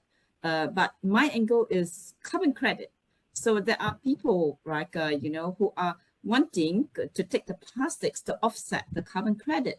So for example, the logistic company, right, they want to buy, you know, they invested in, let's say, the RVMs, they install the RVMs to collect, RVMs is the reverse vending machines, and they collect, you know, the PET bottles from the RVMs, and from there they have a computation to offset the carbon, you know, from their daily usage, yeah, of their transport, whether it's land, whether it's air.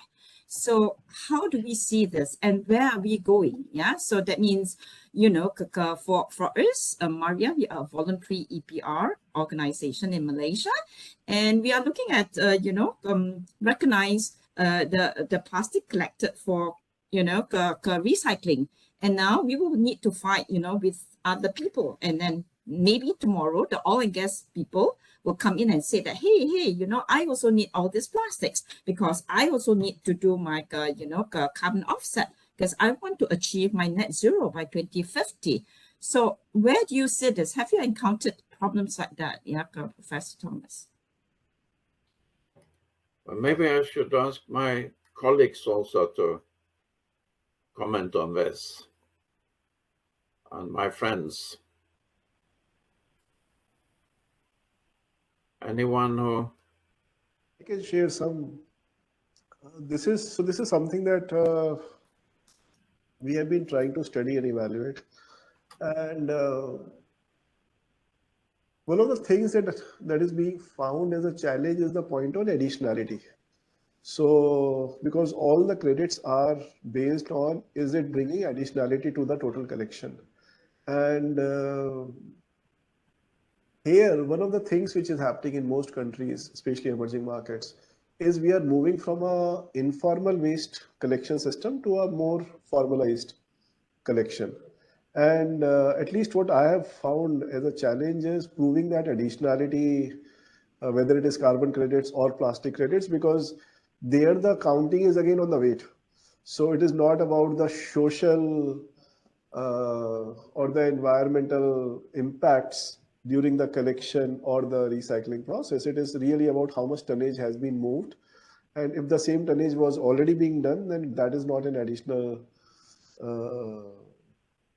counting. So we have tried, we are still trying. I mean, this is a very early stage program there. We are trying to combine some of these concepts with EPR and what does it yield. But again, in most of the cases, if EPR is already being applied, that will not be counted as additionality because someone has already paid for it. So, yeah. So that means that we cannot double count. Yeah. So if you can't double count for sure. Yeah. So if the PET bottles has been already counted, for plastic credit, we cannot count them, for the carbon credit. Or they take it for carbon credit, then we cannot take it for our plastic credit. Again, there are too many consultants offering too many views here.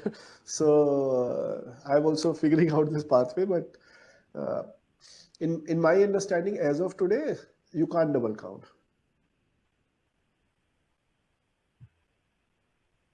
Okay, thank you. Anyone more who wants to add something? Thomas, I would. Yes, please. In case no one else is asking.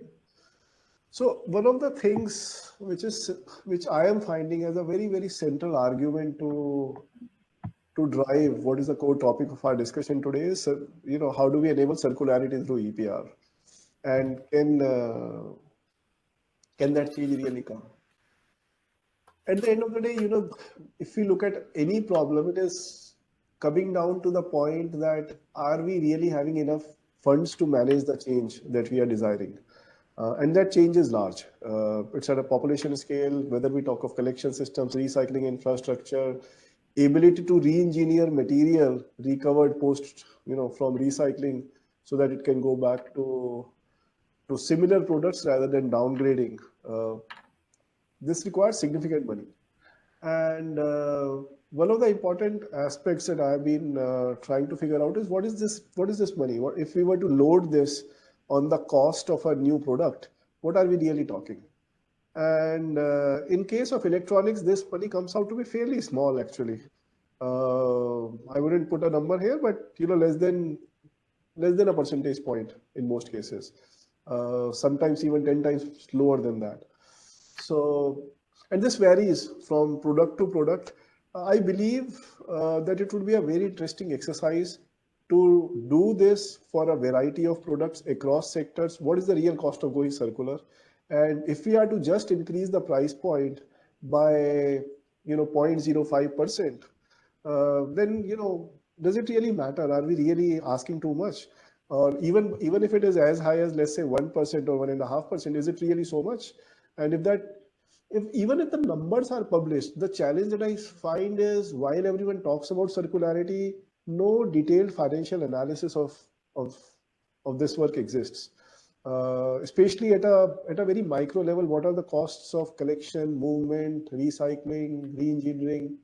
And if we start an exercise on collating these data sets, start putting them, probably, even government will start noticing that why is this change not happening if so much dialogue is there. And this is also a big bottleneck in the case of EPR because, I don't have to declare how much money am I spending today as a brand, as a producer, as an importer. So any number is okay. And that is today causing this whole race to the bottom. So some reference data, some important benchmarks, I believe are super critical if we have to solve this at scale. Thank you, Pransh.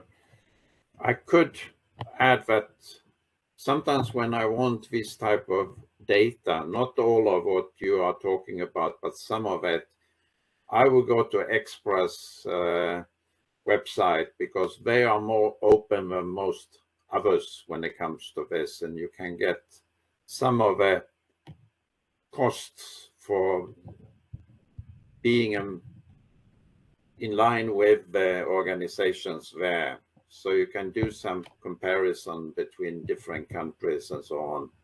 It's not always easy to do because the categories can be somewhat different, but overall, and when I've done this, my clear opinion is that we are not paying a lot for this.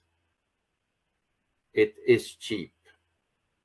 And knowing the state of environment, I am surprised that we are not really driving to have even more happening, or to have a lot of happening, and to do it as good as we can. Joachim. Yeah, I think you are right. At the moment, industry is paying in the leading countries between 15 and 20 euros per person per year for the system. In the future, with the higher targets, which are obliging us more or less to try to collect each and every packaging, not only at home but also on the go, with the litter costs that we have to pay, we will probably move up to 30 to 40 euros per person per year. So the pressure on industry and the willingness to perform better, I think, will increase. I'm sure that the collection systems for the people will become more and more convenient as well. So I think we will see in the next 5 years a big boost. What is possible if you put enough money on the table. But of course, this depends country by country, and 30 to 40 euros is somehow would be for many countries a lot of money.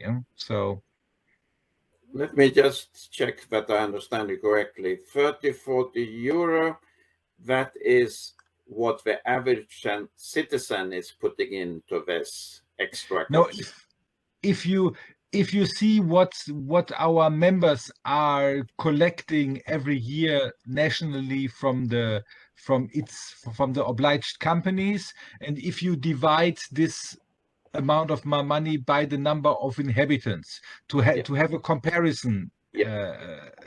So in Germany, for example, at the moment, the dual systems are collecting 1.7, 1.8 billion euros.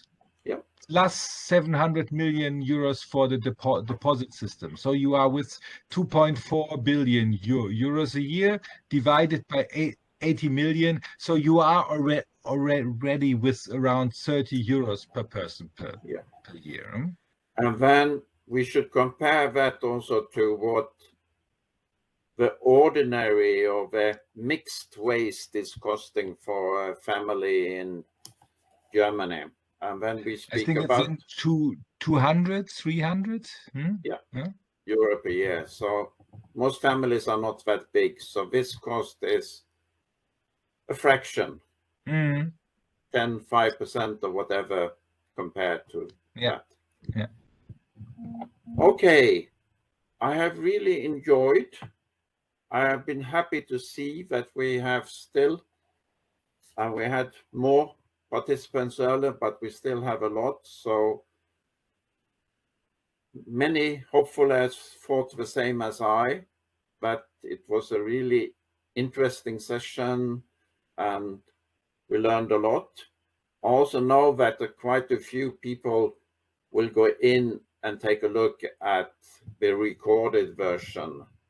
And you can all do that if there's something you thought, did she really say that, or did he really claim this or something? So I just wanted to say a couple of words which caught my mind, and I've been thinking about before, some of them at least. One is a question about having information so you know what's going on and you know the rules around it, and we need a supervision, because even if a lot of people want to do the right thing and a lot of companies would like to do the right thing, we still have to get rules which are enforced. So you are feeling that I'm not the only one doing it. We have to find ways which are better than today to change the design. I agree completely what Joachim said. It has happened a lot. And it happened very much in the initial stages. But I also speak to companies and I see they don't feel the same pressure. But maybe, and I hope so, there have been some changes in the last year. I know cases where a number of companies have done things. For what reason they are doing it and etc., that might be different.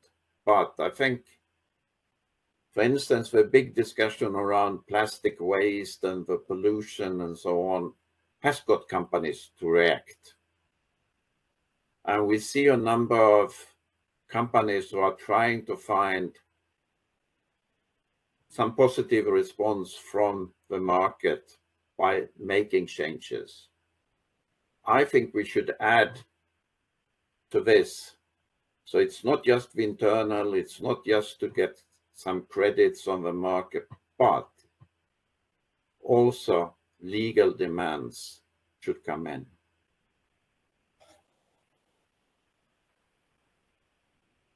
So I don't want to keep you longer. Thank you all for joining us and for taking part in this. And I hope you have a lot of ideas to think about this in the future. We are going to finalize our report in the very near future, but we are, as my students, we are a little bit late with finalizing the report, but now we will do it very quickly. I'm afraid, Hopefully. Thomas, we don't have a choice because of the closing of the program, of course. And colleagues, just to echo a couple of words from Thomas, from our side, the practical information, you can find the record and all of the presentations in PDF format on the website of SWITCH-Asia, associated with description of this product and also profile of our speakers. This is a practical thing.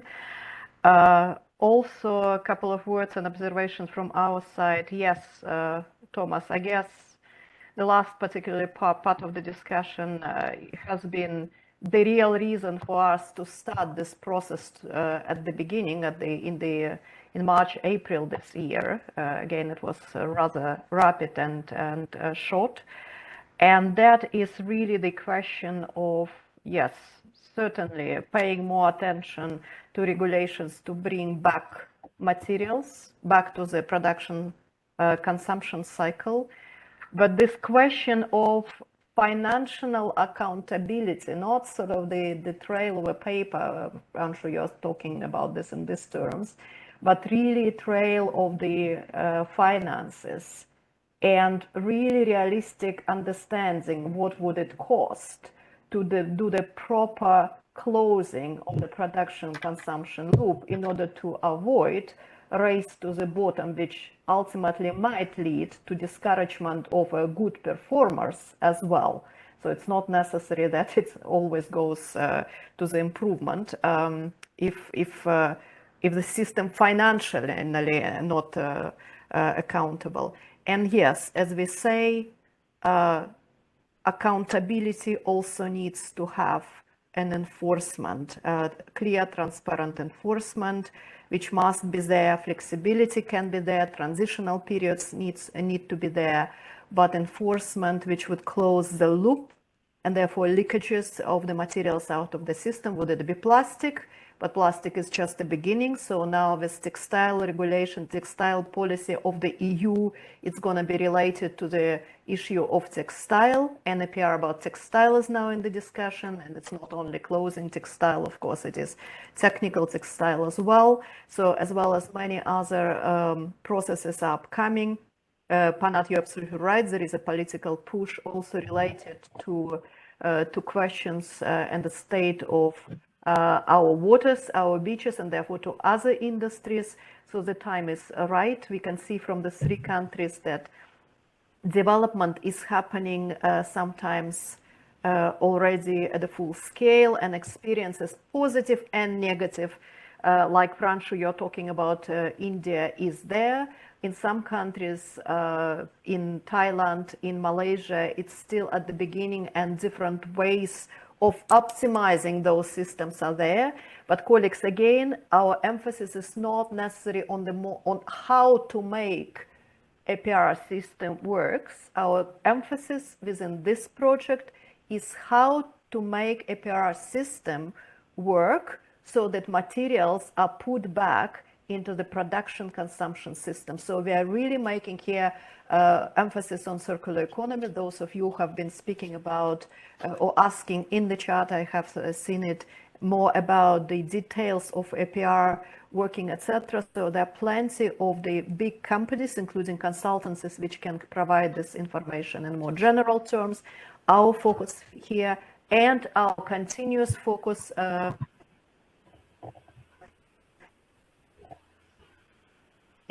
the future point be really on the questions of making circularity interesting, affordable, and get us where we really want to do and to be. Thank you all from our side as well. Great speakers, great